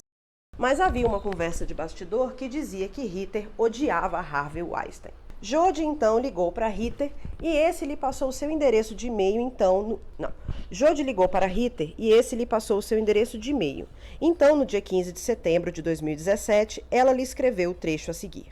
Estamos documentando acusações relativas a um comportamento habitual de tratar mal as mulheres ao longo dos anos. Nossos relatos demonstram que houve numerosos acordos. Disseram-me que isso pode lhe ter causado preocupação ao longo do tempo. Ajudar-nos a relatar essa história corretamente pode dar as chances de se fazer algo sobre a situação sem que ninguém mais saiba. Eu apreciaria muito a oportunidade de uma conversa confidencial. Depois de uma troca de e-mails um pouco insistente, alguns dias depois, Ritter lhe enviou instruções para que se encontrasse com ele às 9h30 da noite do dia 18 de setembro, no bar do restaurante Little Park, em Tribeca. Ele faria perguntas, reservando-se o direito de ir embora depois de 5 minutos e pagaria a conta. A partir dali, Ritter passou a ser uma das fontes confidenciais da matéria. Naquela noite de 18 de setembro, Jodie seguiu até o final do bar, numa parte escondida em um lugar meio escuro, parecendo uma sala do clube onde Ritter estava sentado. O homem baixinho de 50 e poucos anos, que parecia profundamente nervoso e sempre se virava e olhava para todos os lados, como se estivesse perseguido por capangas de Weinstein. Alguns minutos depois de conversa jogada fora, Jody resolveu se aventurar a fazer algumas indagações. Queria saber se ele tinha detalhes financeiros sobre acordos confidenciais feitos com mulheres. Mas Ritter pareceu um pouco desapontado por elas estarem investigando fatos passados e por fim ele perguntou: "Por que você quer saber dessas histórias antigas se Weinstein cometeu tantos delitos mais recentes, inclusive contra suas próprias funcionárias?" Nisso, Jody ficou assim: "Oi? Como assim fatos recentes? No plural." As jornalistas ainda sabiam pouco além da investigação de 2015 da modelo italiana. Mas Ritter começou a relatar novos fatos, mencionando vítimas por suas iniciais. Segundo ele queria impedir que o produtor continuasse prejudicando jovens funcionárias e usando o dinheiro da empresa para encobrir seus escândalos. Durante 2 semanas, Ritter encontrou-se com as repórteres tarde da noite em um bar. Sempre nervoso, ele hesitava em revelar nomes e misturava informações relevantes com outras desconexas. As jornalistas então passaram a investigar suas alegações, cruzando relatos de ex-funcionários e falando com as mulheres mencionadas. Ritter afirmou que entre 2014 e 2015, os abusos cometidos por Weinstein tornaram-se visíveis para os executivos da Weinstein Company. O assédio constante levava a acordos e despesas elevadas. Harvey Weinstein montou uma rede interna de apoio entre advogados e assistentes para encobrir seus abusos, algo comparável ao que a gente viu, por exemplo, com o P. Diddy. Ritter e Bob, irmão de Harvey, começaram a se preocupar, mas a empresa continuava cúmplice num pacto de silêncio entre os poderosos. Ritter entrou na Miramax em 89. Já em 1990, viu uma assistente sair misteriosamente após um incidente com Harvey Weinstein. Em 2014, após o escândalo de Bill Cosby, Ritter percebeu que o padrão de abusos poderia arruinar a empresa. Em novembro daquele ano, escreveu para Harvey: "Pare de fazer merda!" Não por preocupação com as vítimas, mas com o futuro da empresa. Harvey, em resposta, o apelidou de a polícia do sexo. O alerta mais grave surgiu em dezembro de 2014, quando Emily Nestor, uma recepcionista temporária, relatou ter sido assediada por Harvey Weinstein no 2º dia de trabalho. Ela se recusou a fazer uma denúncia formal, mas Ritter mandou registrar o ocorrido. No início de 2015, quando conversava com sua filha feminista de 26 anos, Ritter começou a mudar sua postura. Agora, não estava mais apenas preocupado com o futuro da empresa, mas sim com o futuro e a segurança de muitas funcionárias, muitas das quais tinham idades similares à sua filha. Outro relato grave veio de Sandeep Rihal, assistente de Harvey, que era obrigada a cuidar de um apartamento usado para encontros com as supostas amigas de Harvey, mulheres jovens que cediam a seus avanços em troca de oportunidades de trabalho. Ela também tinha que manter um estoque de Viagra e entregar o medicamento em sacos de papel. Harvey Weinstein usava o cartão da empresa para financiar isso tudo. As jornalistas confirmaram essas histórias e ouviram outras assistentes, como Michelle Franklin, do escritório de Londres. Nenhuma delas se sentia segura para falar publicamente, mas todas descreviam um sistema abusivo e muito organizado.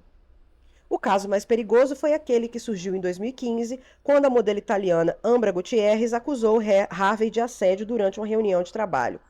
Depois, a polícia de Nova York ajudou a gravar uma conversa com ele, mas o promotor teria decidido não seguir com o caso, alegando falta de credibilidade da vítima, já que a vítima tinha se envolvido em outros 2 casos de assédio na Itália, incluindo inclusive o ex-primeiro-ministro Berlusconi. Harvey Weinstein contratou advogados influentes e investigadores para descredibilizar a modelo, vasculhando seu passado.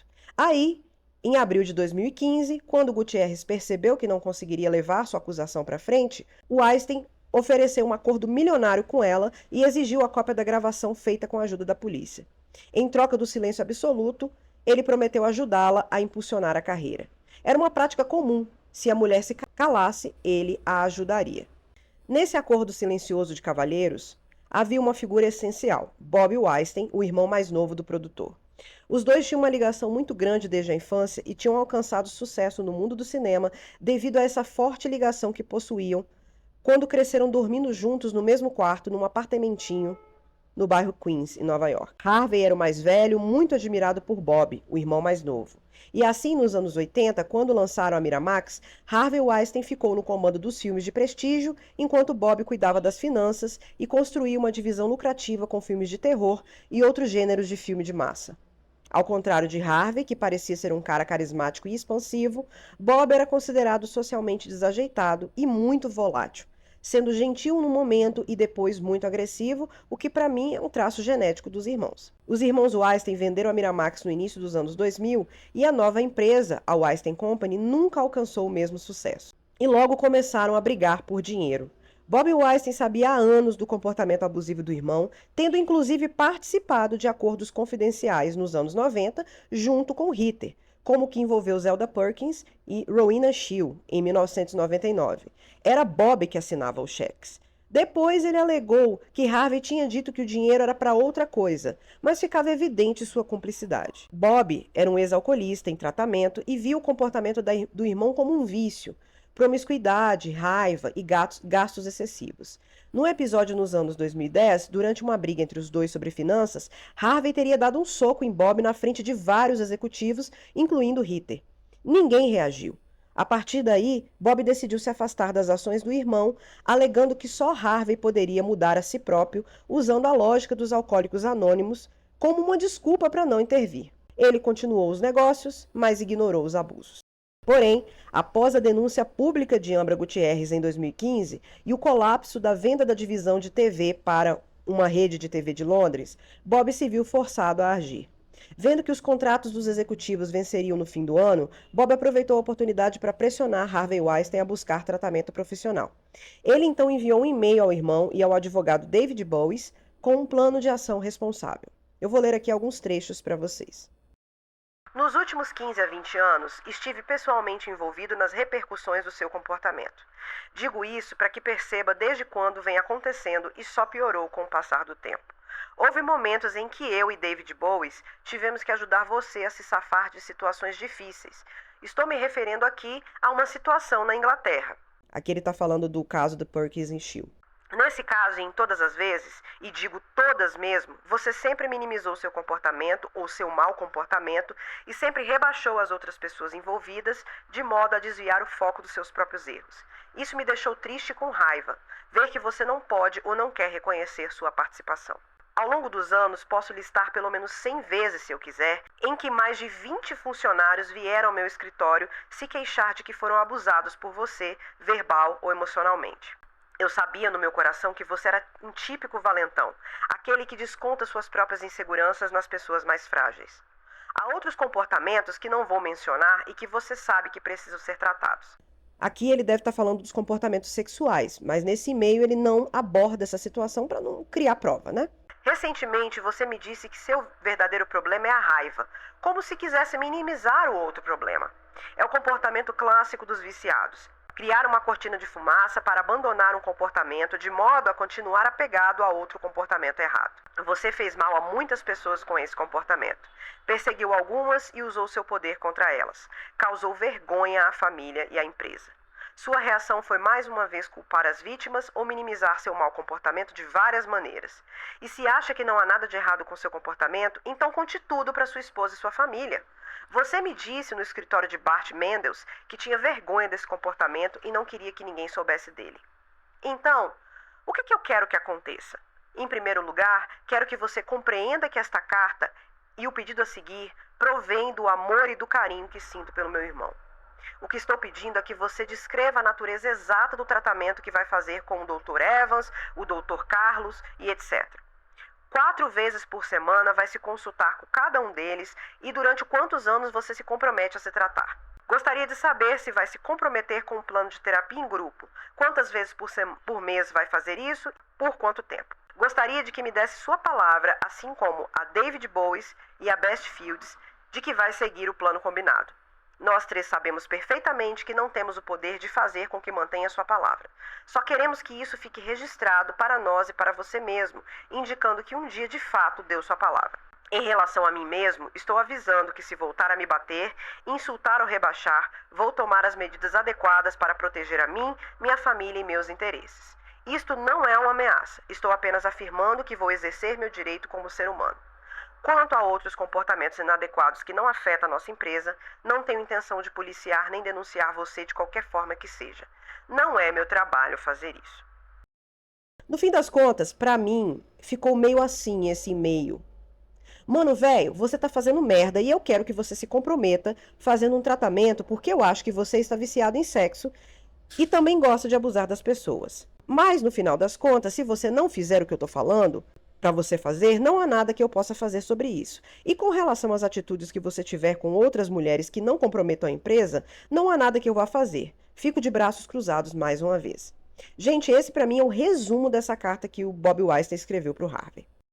Óbvio que essa tentativa de Bob Weinstein de conter Harvey não surtiu efeito nenhum. Nos anos seguintes, os problemas continuaram.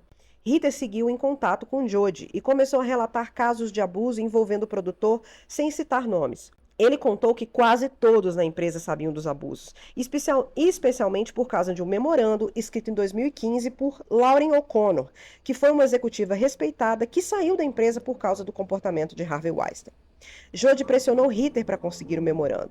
Ele leu trechos para ela e, fingindo ir ao banheiro, deixou o celular com o documento aberto.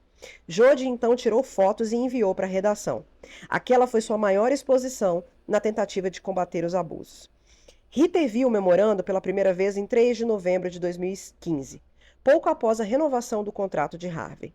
Lauren fez uma denúncia extensa que ia além de um único episódio e expunha o padrão de comportamento de Harvey Weinstein com várias mulheres. Bob foi informado e, pela primeira vez, ele concordou que o conselho diretor deveria ser avisado. Apesar disso, a denúncia de Lauren foi abafada, assim como a de Gutierrez. Ritter suspeitou que David Bowie estivesse agido para encobrir mais uma vez. Lauren foi demitida 6 dias depois, sem muitas explicações.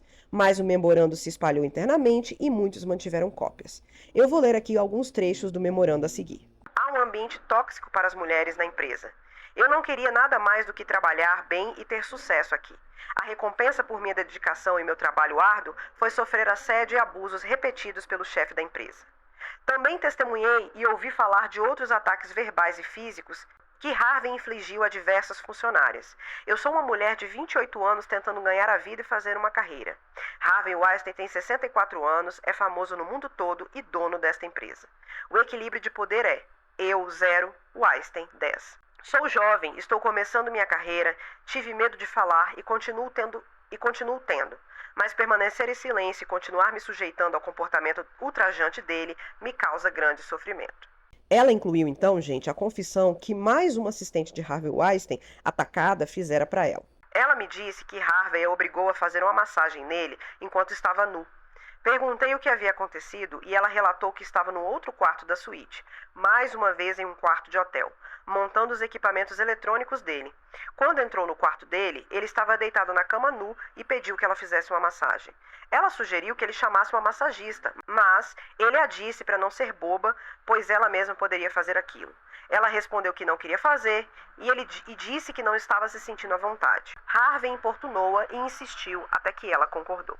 A queixa mais fundamental, pessoal, nesse memorando de Lauren, era que seu trabalho fora virado de cabeça para baixo pelo comportamento sexual perturbador e predatório do produtor. Ela havia entrado na Weinstein Company para transformar livros em filmes e acabar envolvida nas atividades sexuais questionáveis dele. Em outras ocasiões, fui instruída por Harvey a encontrar aspirantes a atrizes e depois de ter um encontro pessoal com ele no quarto do hotel, ele me deu ordens para cumprimentá-las quando descessem ao salão e facilitar as apresentações para empresários e agentes, além de ajudar a incluí-las em projetos da Weinstein Company. É preciso notar que apenas executivas mulheres são colocadas nessas funções junto a atrizes com quem Harvey tem uma, abre aspas, amizade pessoal, fecha aspas, o que para mim significa que ele teve ou deseja ter relações sexuais com elas. As funcionárias de Weinstein são usadas basicamente para facilitar suas conquistas sexuais de mulheres vulneráveis que esperem que ele arranje trabalho para elas.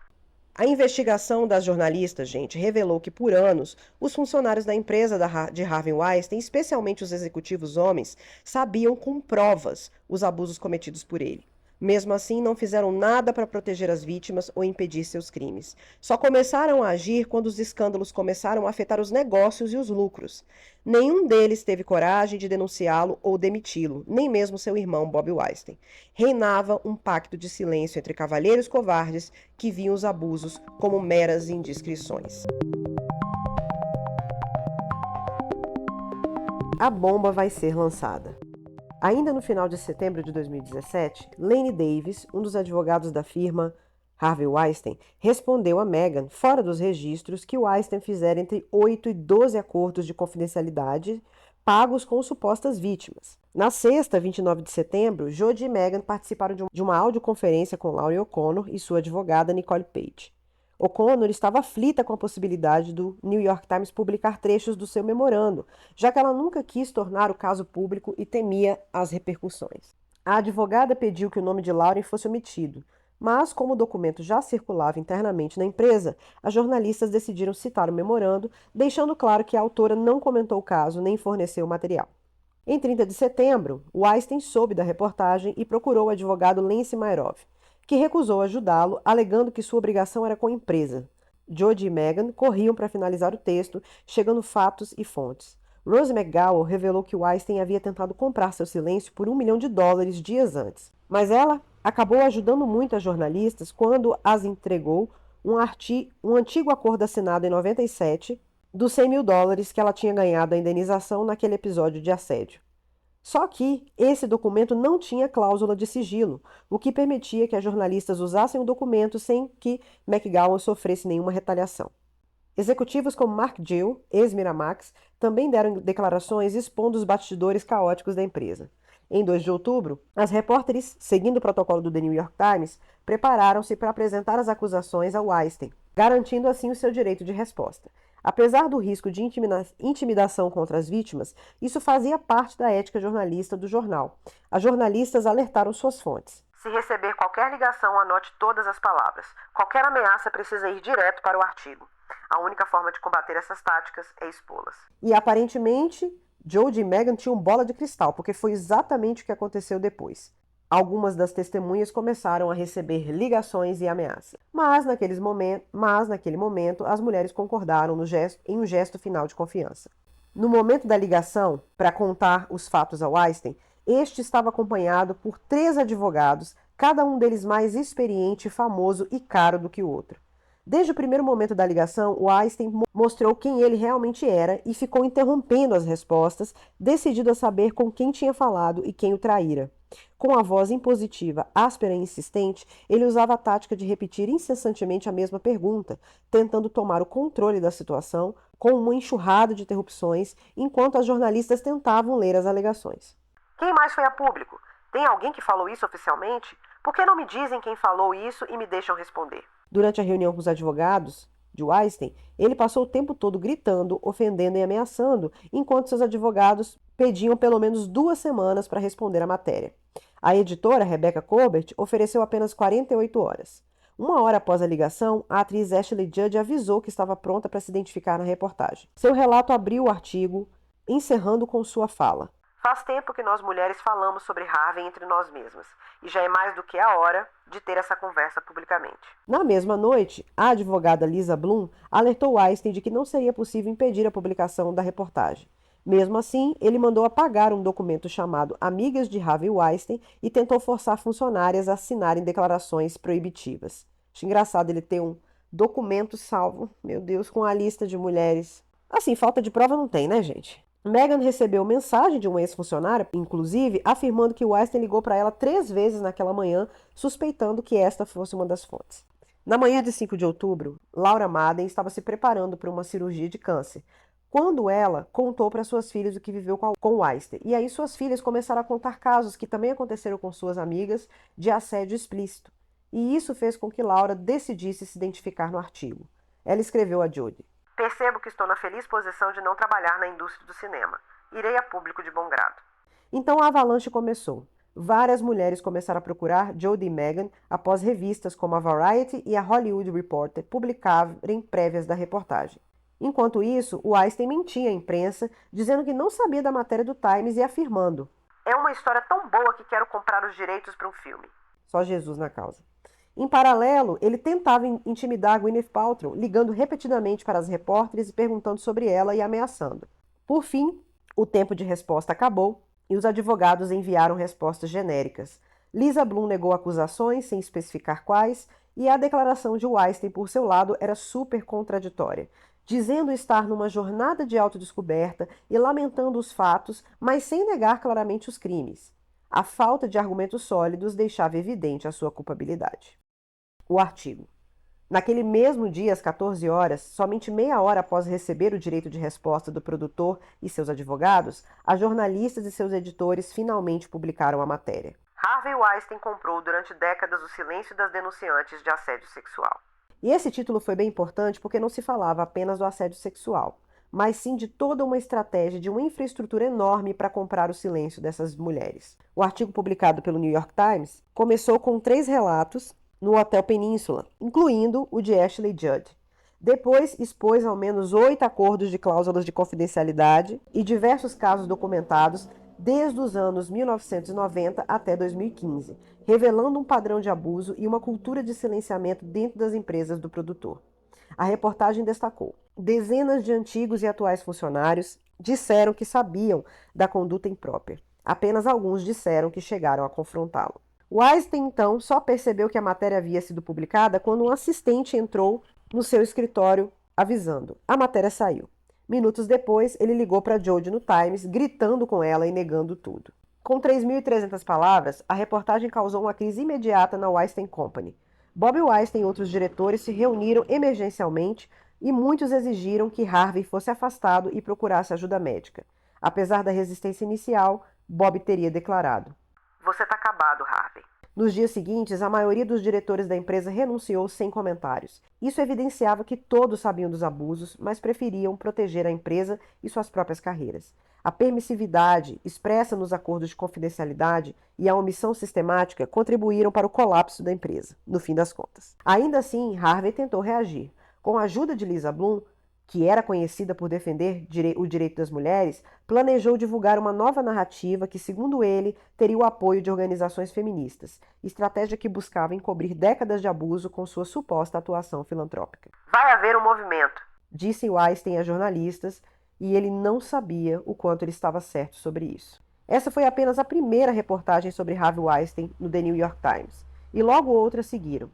Já no dia 6 de outubro, as jornalistas receberam tantas ligações de mulheres com histórias semelhantes que precisaram de reforços para atender. Muitas denúncias remontavam dos anos 70 e algumas envolviam não só assédio, mas também estupro violento. Cabe eu lembrar que nos Estados Unidos o assédio sexual é considerado um dano civil e não um crime penal. Então Weinstein não poderia ser preso com base nessas primeiras denúncias. Ele poderia sofrer processos, ter que pagar indenização, perder o emprego e ter sua carreira destruída e manchada para sempre, mas preso ele não seria. Mas começaram a surgir casos de estupro, que é crime federal, e aí a prisão se tornou possível. Isso evidencia que o sistema jurídico estadunidense também tem falhas, contrariando essa crença de superioridade que muitos brasileiros têm. Atrizes como Judith Godrèche, aquela que no início tinha dito que nada tinha acontecido, mas depois admitiu que sim, que tinha sido abusada, além de Angelina Jolie, Rosanna Arquette e Gwyneth Paltrow passaram a apoiar publicamente as denúncias. A segunda reportagem do Times expôs como Weinstein trocava papéis por sexo, com apoio de assistentes, agentes e executivos. As matérias tiveram impacto global, e o nome Harvey Weinstein virou símbolo de impunidade exposta e sua queda inspirou o movimento Me Too. Estupro, nesse contexto, foi entendido como um topo de um iceberg sustentado por décadas de transgressões menores acobertadas. Denunciar o assédio passou a ser visto como corajoso e não mais vergonhoso. 5 meses depois, em 16 de janeiro de 2019, 12 das primeiras mulheres que participaram da reportagem se reuniram na casa de Gwyneth Paltrow, incluindo aí Madden, Ashley Judd, Rowena Shield, entre outras, para refletir sobre tudo o que havia acontecido desde então. Entenderam que a reportagem foi apenas o início da mudança. Porque problemas que a gente não vê nunca podem ser enfrentados. Mais de 70 mulheres denunciaram abusos de Weinstein. Como disse Laura Madden, nunca vai ter fim. A questão é que as pessoas têm que continuar sempre a se manifestar e não ter medo.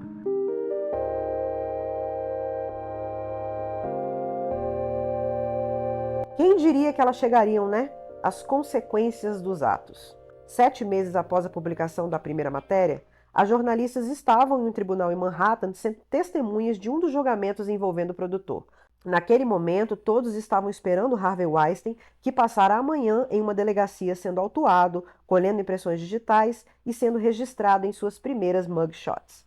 Naquele momento, o produtor já perdera o emprego e a reputação, mas finalmente começaria a enfrentar a responsabilidade penal pelo que havia feito. Mais uma vez, eu reforço aqui que ele não iria pagar por todos os assédios, já que assédio sexual não é considerado crime naquele país. Naquele primeiro momento, ele apareceu no tribunal numa postura humilhada, parecendo um pobre senhorzinho perdido no meio daquilo tudo e sem saber como foi parar ali. Lembrando que ele não tinha muito mais de 60 anos nessa época. Essa imagem me lembrou, inclusive, gente, da postura do João de Deus no seu julgamento também, tentando apelar pela simpatia que normalmente a gente sente por pessoas idosas. Mas uma coisa que todos esses casos sempre me provam é que canalhas também envelhecem, né?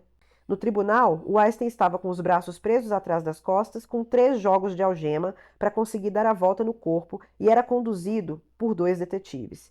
Isso me fez pensar se ele não tinha criado algum caso no momento da prisão, que afinal de contas este cara era um cara explosivo e barraqueiro, né? Lá, a promotora leu as acusações em alto e bom som. Meritíssimo, o réu está perante o tribunal acusado por 2 crimes violentos de tipologia B em 2 ataques à força em 2 casos separados. Weinstein estava sendo acusado de estuprar uma mulher e de obrigar outra a receber sexo oral em um ato sexual criminoso. O primeiro caso teria acontecido contra uma mulher em um quarto de hotel em Nova York em 2013. A segunda teria sido forçada a receber sexo oral no apartamento do produtor em 2006. O ex-produtor foi solto sob pagamento de fiança e ele desembolsou mais de $1 milhão para responder ao processo em liberdade. Mais uma vez, o dinheiro corria solto e ele aparentemente estava usando o dinheiro das companhias para se libertar. Mas a gente não tinha como saber o resultado do julgamento porque o produtor não poderia ser julgado pelo assédio sexual. Muitas mulheres entraram com ações civis contra ele, mas o desfecho desse julgamento ainda não estava claro.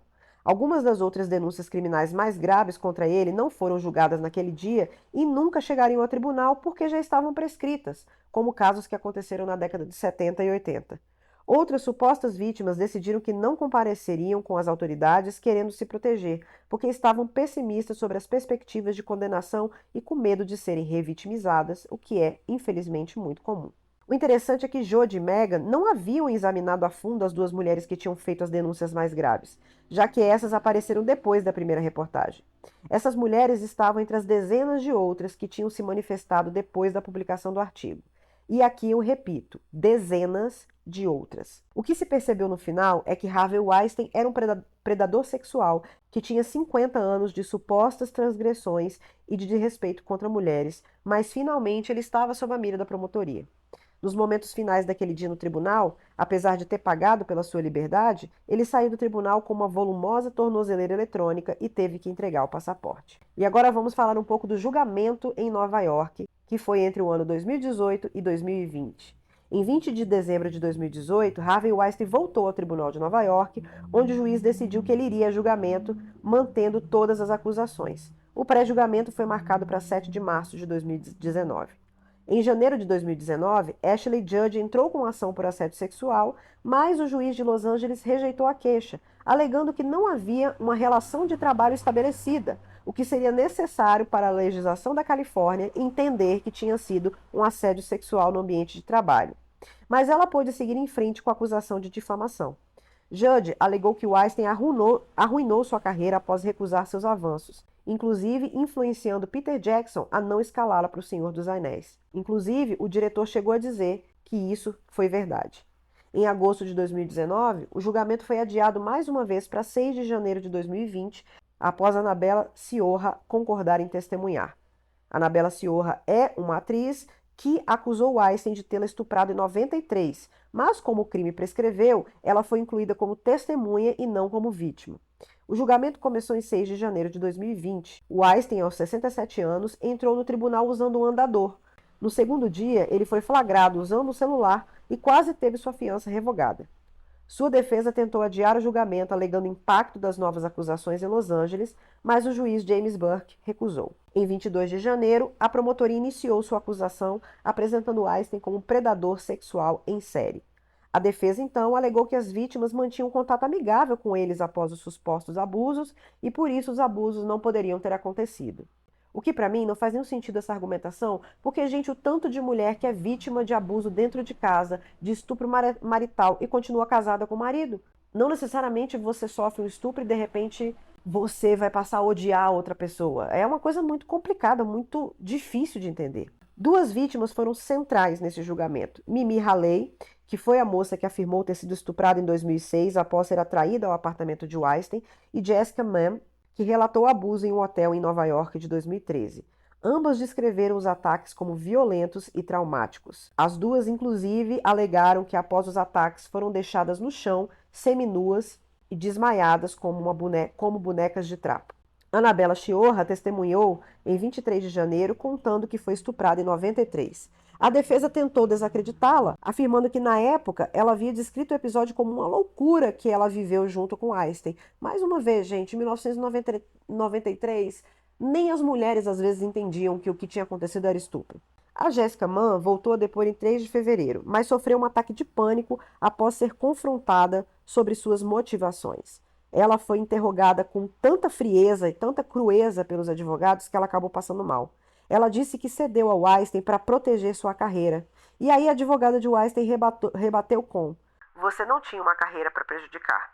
E ela respondeu: "Pois eu estava construindo uma." Jessica Mann era uma aspirante à atriz e aqui eu não preciso dizer que o futuro dela em Hollywood não aconteceu. Em 24 de fevereiro de 2020, Weinstein foi condenado por agressão sexual e estupro, mas absolvido das acusações mais graves que poderiam levá-lo à prisão perpétua. Ele foi acusado em estupro de segundo e terceiro grau, e eles tiraram a acusação de estupro em primeiro grau e denotava a premeditação, que ele tinha atraído essas mulheres já para aquilo acontecer. Porque se fosse provado que tinha premeditação, ele podia pegar a pena de prisão perpétua.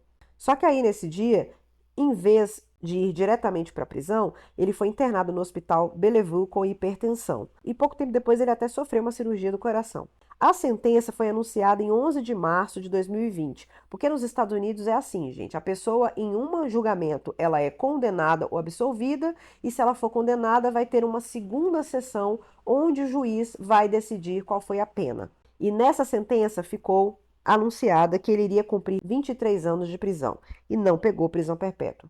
Os promotores pediram uma pena severa, mencionando que mesmo que ele não tivesse cometido mais crimes federais, que é o caso do estupro violento, haviam pelo menos mais 33 acusações históricas contra esse homem. Ou seja, era um homem que era um risco para a sociedade, principalmente para as mulheres.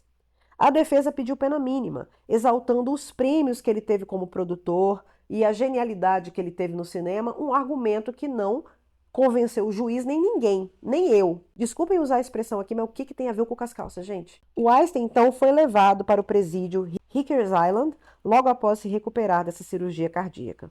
No fim de junho daquele ano, um grupo de 9 mulheres que foram vítimas de agressão sexual quando trabalhavam para o ex-produtor entraram com uma ação coletiva indenizatória contra o Weinstein e também contra o estúdio The Weinstein Company. O estúdio ofereceu o valor de 18,9 milhões de dólares para essas mulheres, o que, mais uma vez, é uma confissão de culpa. As vítimas poderiam reivindicar entre 7.500 dólares até 750 mil dólares. Os pagamentos deveriam ser aprovados por 2 tribunais e, segundo a procuradora Letícia James, Harvey Weinstein e The Weinstein Company falharam com suas funcionárias. Depois de todo o assédio, ameaças, discriminação e discriminação de gênero, estas sobreviventes finalmente receberão algo de justiça. O processo estabeleceu que Weinstein teria pedido ou forçado funcionárias suas a estabelecer contatos sexuais não desejados para manter seus empregos ou avançar em suas carreiras. Mas um advogado de várias vítimas, Douglas Wigdor, criticou o acordo proposto e descreveu o acordo como uma completa traição. Ele disse que, pelo acordo, Weinstein não aceitaria responsabilidade por suas ações e não pagaria com seu próprio dinheiro, ele usaria mais uma vez o dinheiro da companhia. Além disso, a proposta supostamente impediria as vítimas que não desejassem aceitar o acordo de buscar outras vias de compensação. Contudo, alguns dias depois, o juiz federal Alvin Hellerstein rejeitou no dia 14 daquele mês o acordo de 18,9 milhões que Harvey Weinstein e seu estúdio ofereceram às 9 vítimas, dizendo que o acordo provisório não seria justo para outras mulheres. Afinal de contas, a gente está falando de em torno de 70 vítimas aqui. Os advogados de pelo menos 6 acusadoras disseram estar satisfeitos com a decisão do juiz de rejeitar o que descreveram como uma proposta unilateral. Dizemos há mais de um ano e meio que os termos e condições do acordo eram injustos e nunca deveriam ser impostos a sobreviventes de agressão sexual, disseram os advogados Douglas Wigdor, Kevin Mintzer e Brian Arby, que representavam várias vítimas em uma declaração conjunta. E agora a gente vai para o segundo julgamento, que é o julgamento da Califórnia, meus amores, porque as acusações contra Harvey Weinstein continuaram. Em 2 de outubro, a promotoria da Califórnia apresentou novas denúncias de estupro sexual forçado envolvendo mais 2 mulheres. Ele teria estuprado uma entre 2004 e 2005 e outra em 2 ocasiões entre 2009 e 2010. No total, enfrentava 11 acusações em Los Angeles envolvendo pelo menos 5 mulheres. Em 5 de abril de 2021, o Weinstein pediu a anulação da sua condenação em Nova York, alegando que o juiz James Burke cometeu erros que o privaram de um júri imparcial. A defesa argumentou que houve um jurado desqualificado e que o juiz permitiu depoimentos de mulheres cujas acusações já haviam prescrito, no sentido de que o testemunho dessas mulheres poderia ser considerado como tendo ficado de fora do universo do julgamento. No dia 12 de abril, ele foi indiciado na Califórnia também e participou por videoconferência de uma audiência em Nova York para sua extradição, que ele fosse extraditado para a Califórnia para cumprir a pena lá. O caso, gente, envolvia ataques a essas mulheres, a essas 5 mulheres. Advogado de Weinstein na Califórnia era um defensor público, né, que solicitou que o processo ocorresse virtualmente, alegando problemas de saúde do réu, e aí, em 2021, a gente já estava no meio da pandemia também, né? O caso em Los Angeles ficou parado até junho de 2022, quando um tribunal de recursos de Nova York manteve sua condenação de 2020. Lembra que o Weinstein tinha pedido para anular o julgamento? Mas depois que esse recurso foi negado, o Weinstein apelou para uma instância superior para que o julgamento de Nova York fosse anulado. Em junho de 2022, ele também foi indiciado em Londres por 2 casos de indecent assault contra uma mulher em 96. Indecent assault é todo um guarda-chuva de crimes sexuais que acontece, que tem lá na Inglaterra, mas diferente dos Estados Unidos, na Inglaterra o crime sexual não prescreve. Então, mesmo que o crime tivesse acontecido em 96, ele podia responder. Mas, em setembro de 2024, o Ministério Público da Inglaterra acabou arquivando o caso, não por falta de provas, não porque não era um caso importante ou verdadeiro, mas por falta de perspectivas realistas de coordenação, porque afinal de contas o homem já tinha sido acusado 2 vezes em 2 tribunais dos Estados Unidos, e como é que ele ia cumprir 3 penas ao mesmo tempo em 2 países diferentes, né? Em 10 de outubro de 2022, começou a seleção do júri para o segundo julgamento da Califórnia. O julgamento começou em 24 de outubro e o Weinstein enfrentava mais 11 acusações e, nesse caso, ele podia pegar até 140 anos de prisão, porque nos Estados Unidos, como eles são uma federação e tem uma questão dos estados terem leis diferentes, na Califórnia a lei era diferente. Inclusive, uma das vítimas seria Jennifer Sieb Nilsson, que era a esposa do então governador da Califórnia naquele ano. O julgamento durou 2 meses, gente, e em 19 de 12 de 2022, ele foi considerado novamente culpado por estupro, sexo oral forçado e penetração sexual por objeto estranho. O júri não chegou a um veredito sobre as 5 acusações. Eles acabaram acusando ele por um ataque a uma dessas mulheres, não chegaram a veredito por 3 dessas mulheres e inocentaram de uma dessas mulheres porque essa vítima desistiu de testemunhar. Em 23 de 12, ele foi condenado a 16 anos de prisão pelo estupro de uma ex-modelo em fevereiro de 2013. A pena seria cumprida após os 23 anos de condenação em Nova York e o Weinstein continuou preso.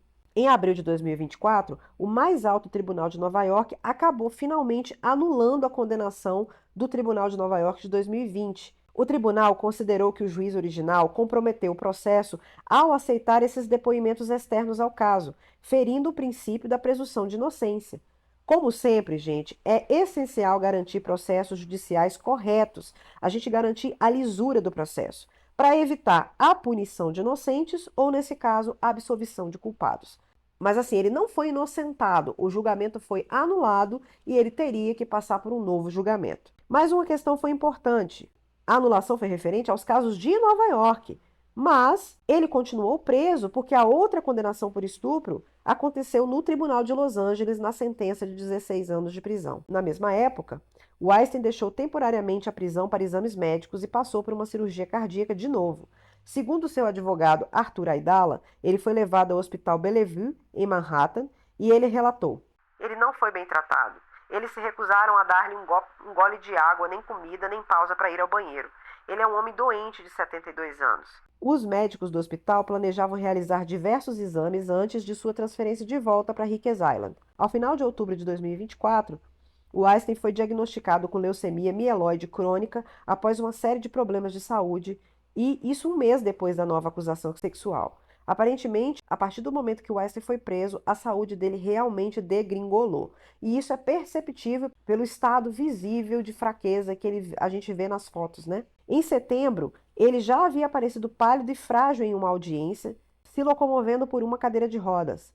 Em dezembro do ano passado, ele foi hospitalizado devido a exames de sangue alarmantes e complicações da leucemia. Fotografias mostraram Weinstein visivelmente magro, abatido e careca. Ele permaneceria hospitalizado até a estabilização de seu estado. A última notícia que eu consegui sobre ele, gente, foi do mês passado, quando o ex-produtor pediu que esse seu novo julgamento por estupro em Nova York acontecesse sob um novo olhar. O novo julgamento vai começar provavelmente daqui a 4 dias, em 15 de abril, com a nova seleção de mais 12 membros do júri e presidido pelo juiz Curtis Faber.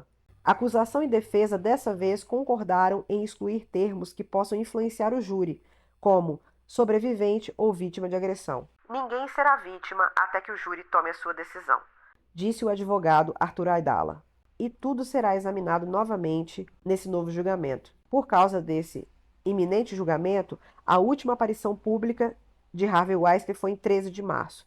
Pálido e se locomovendo em uma cadeira de rodas, Weinstein não tomou a palavra, mas sua defesa informou que ele espera que o caso seja visto sob um novo olhar. O novo julgamento estava previsto para novembro de 2024, mas foi incluída uma nova acusação de agressão sexual que remonta a 2006 e, por isso, agora o julgamento vai acontecer em abril de 2025. Enquanto isso, Harvey Weinstein segue preso no complexo prisional de Rikers Island, em Nova York.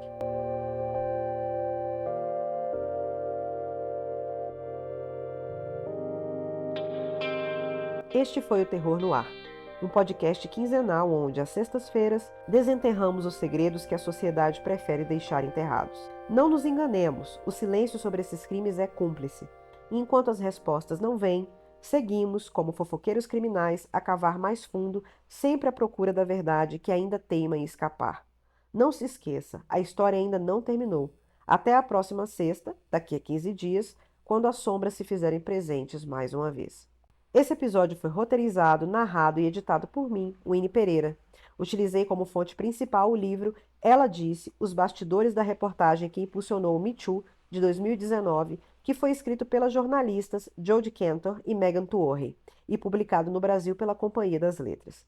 Também usei várias reportagens da seção Pop Art do G1, além de reportagens da CNN. Até mais!